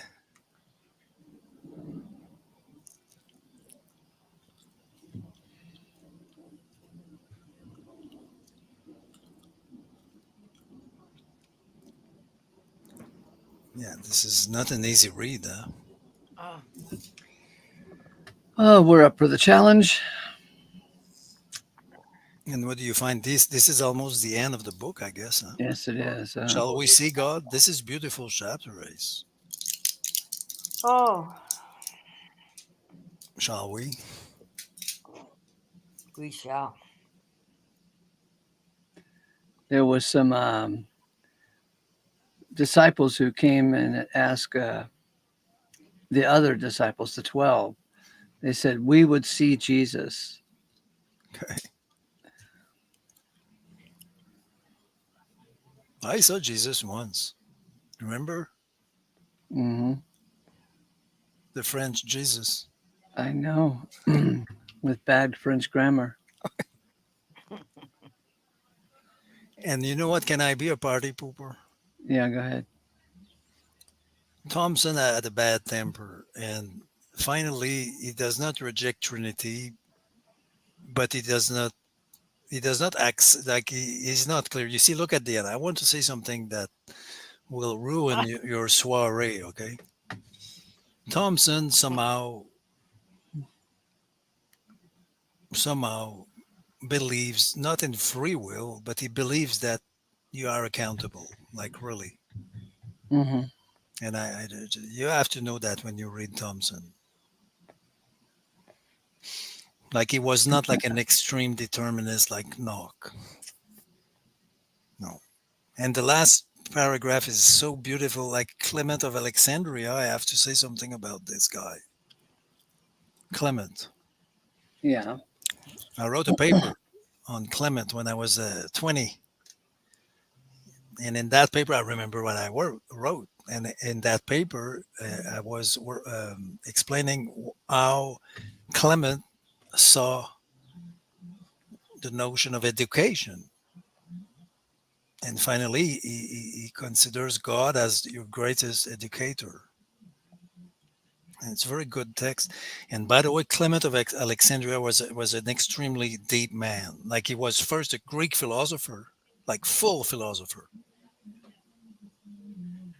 like a great like student of the school of Plato, Hmm. and and after that, as a philosopher, he became a Christian, and he is the first one of the first great theologian of of Christianity. Uh-huh. Think about that. Hmm. His teacher, if I remember, was Origin, Oh, or it goes the other way around. I think Origin was Clement's student. Yeah, and Clement knew the disciples of the apostles themselves. Do you Hmm. know that? Like he was close to the source. I think he knew personally the disciples of the apostles. Uh-huh. And to finish on this guy, Clement, he was a saint in the Catholic Church for centuries, and after that, they kicked him out the Catholic calendar. Why? Because he was a Universalist. oh. So Clement of Alexandria is an official Universalist of the Church. He is one of the greatest theologian ever, and he was a clear Universalist. So enjoy it. See, when we say that universalism is a new doctrine of demons, I don't know. No, universalism was actually quite popular among the Greek fathers, like this guy. Yeah. So you don't fuck around with Clement. Can I say that in English? Yep. Okay. Mhm. He was a pillar of the church, and of course his mother tongue was probably Greek, so he understood everything. I mean, in the Bible, in the Greek text, like the eons and all that. Anyway, don't fuck around with Clement. And look at the very last sentence. I think this is the most important topic in the entire Bible. It's you see tabernacling, but I would say dwelling. Not on the screen. Yeah, the last sentence means everything to me. Clement understood that God's tabernacling with mankind meant a permanent theophany. Yeah. So God will appear to you and he will never stop. Wow. Appear to you in a very deep fashion. What is theophany? You see the Greek word theophany. So theo is theos is it's God, God. and phanein, I don't know in Greek how to what is the basic root, but it means to appear. Okay. I think it's finein, something like that in Greek, and finein, and it's to appear.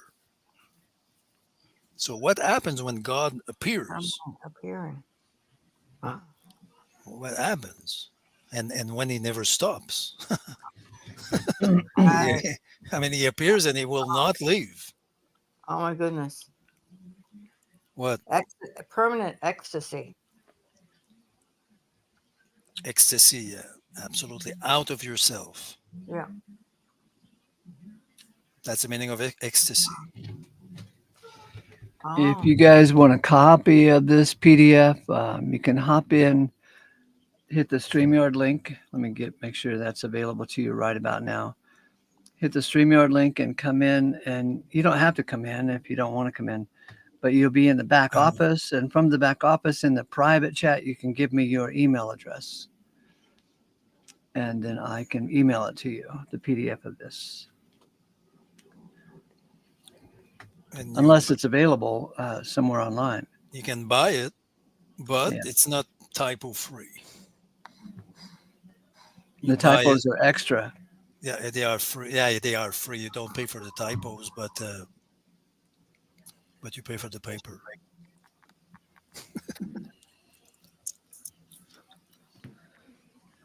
There's darling Deborah. Thank you, Ace, for that. Darling Deborah.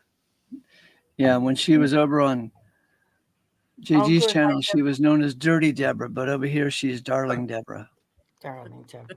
She is darling. Thank you, Ace. You're active Ace. It's the only thing I could think of at the moment. So Yeah, come back tomorrow if you get some more clever comebacks. I will.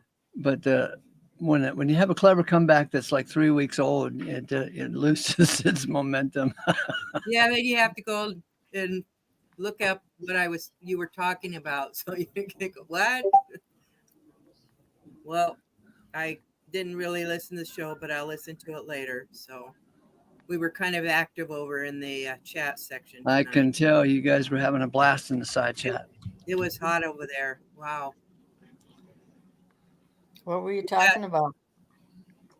Music, Cookie stoner. recipes. Yeah, I couldn't go over there because I was just listening to this reading. Yeah, I'll have to listen to it later. So I heard a little bit of it, but so oh, Yeah, and I can email you this book if you don't have it, Deborah.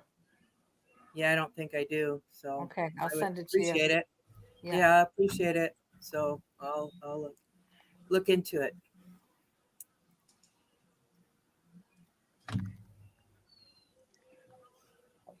I'm glad you started early because I'm fading. I made it. Well, it's what is it, 10 o'clock? Yeah. I stayed up till noon or midnight a couple of times when Sean and I were in the backstage, and I I was so rummy I could barely get to my bed. That's God. I'm Sorry, old. sorry, Deborah.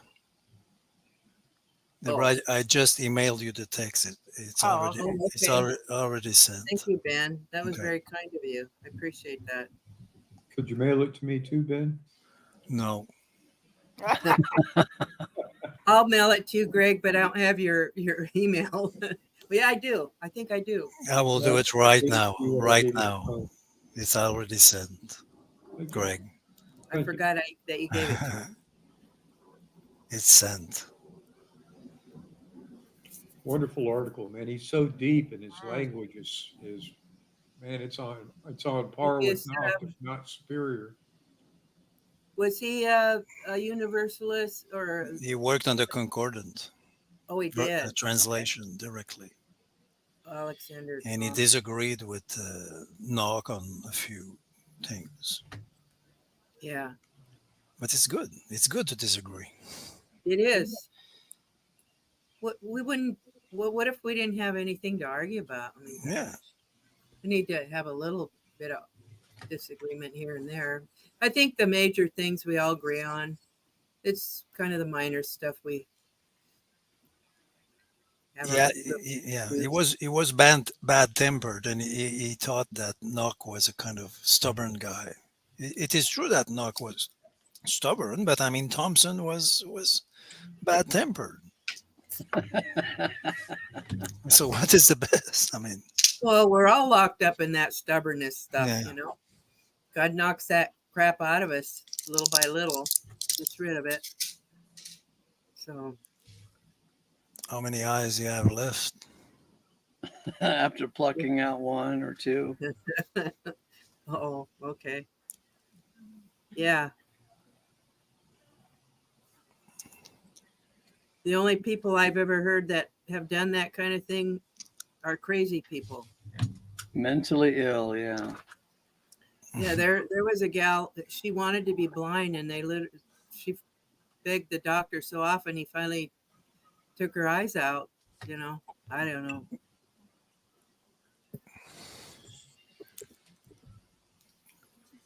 She could no longer say, Do you see what I mean?" It's a joke, sorry. You have some good jokes, though. Mhm. Well, I was on my way to bed when I heard you say come in to get the PDF files, so I came in to get on the list. You came just for the sweets. Yeah, I came for the sweets. Every time you come in, I learn something great. So I sit Well, I there mean, and listen. stay with us a few minutes before going to bed. We will tuck you in. All And we right. will sing you a love song, a nighty night love song. Yeah, I just feel real tired. Look at that. Look at that. God is a person. Do you think God is a person? Or maybe No. 3 persons.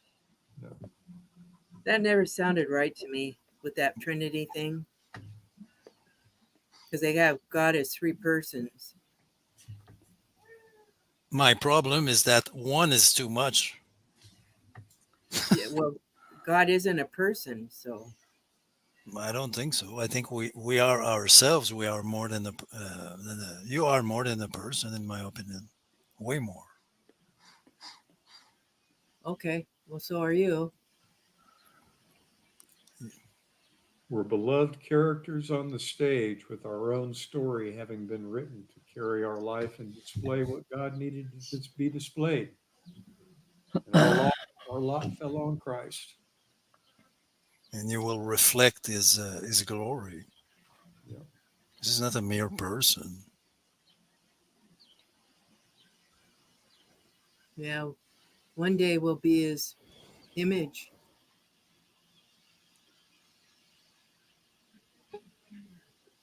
I love that word image. In Greek, it's icon, and we still use it in English when you say, "I will click on the icon." Mm-hmm. Oh, yeah. It's exactly the same word in Greek, icon. Huh. I love that. Christ is the reflection in God's mirror.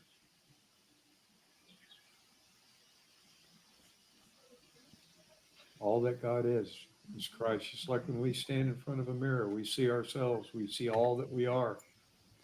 So, We're Greg, living out- I told you about that bathroom at a gas station. Somebody broke the mirror, and they wrote on the wall, "You look fine."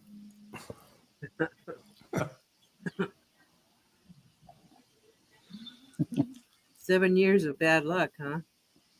Yeah.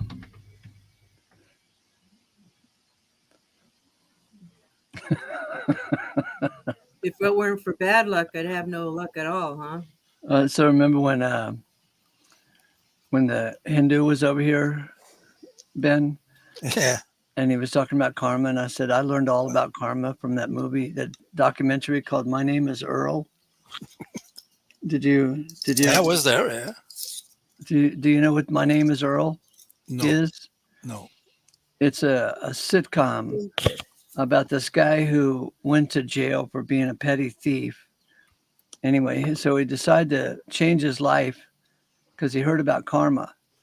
Okay. And part of karma says you must restore, that which you've ruined.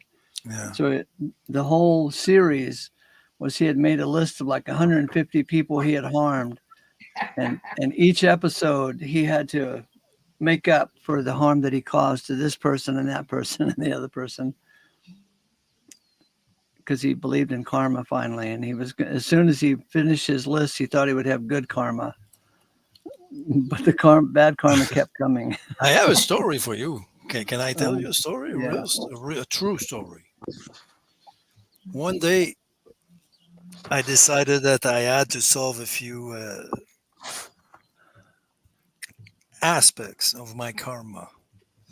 So one of them was my ex-girlfriends, and one of them I felt guilty about her. I was not always nice with her, and one day I called her and I said, "Can I would like to have a coffee with you, and I need to talk to you." And she said, "Okay, yes." And we met in a coffee place. And I told her my story. I said, "I feel guilty. I mean, you have to forgive me."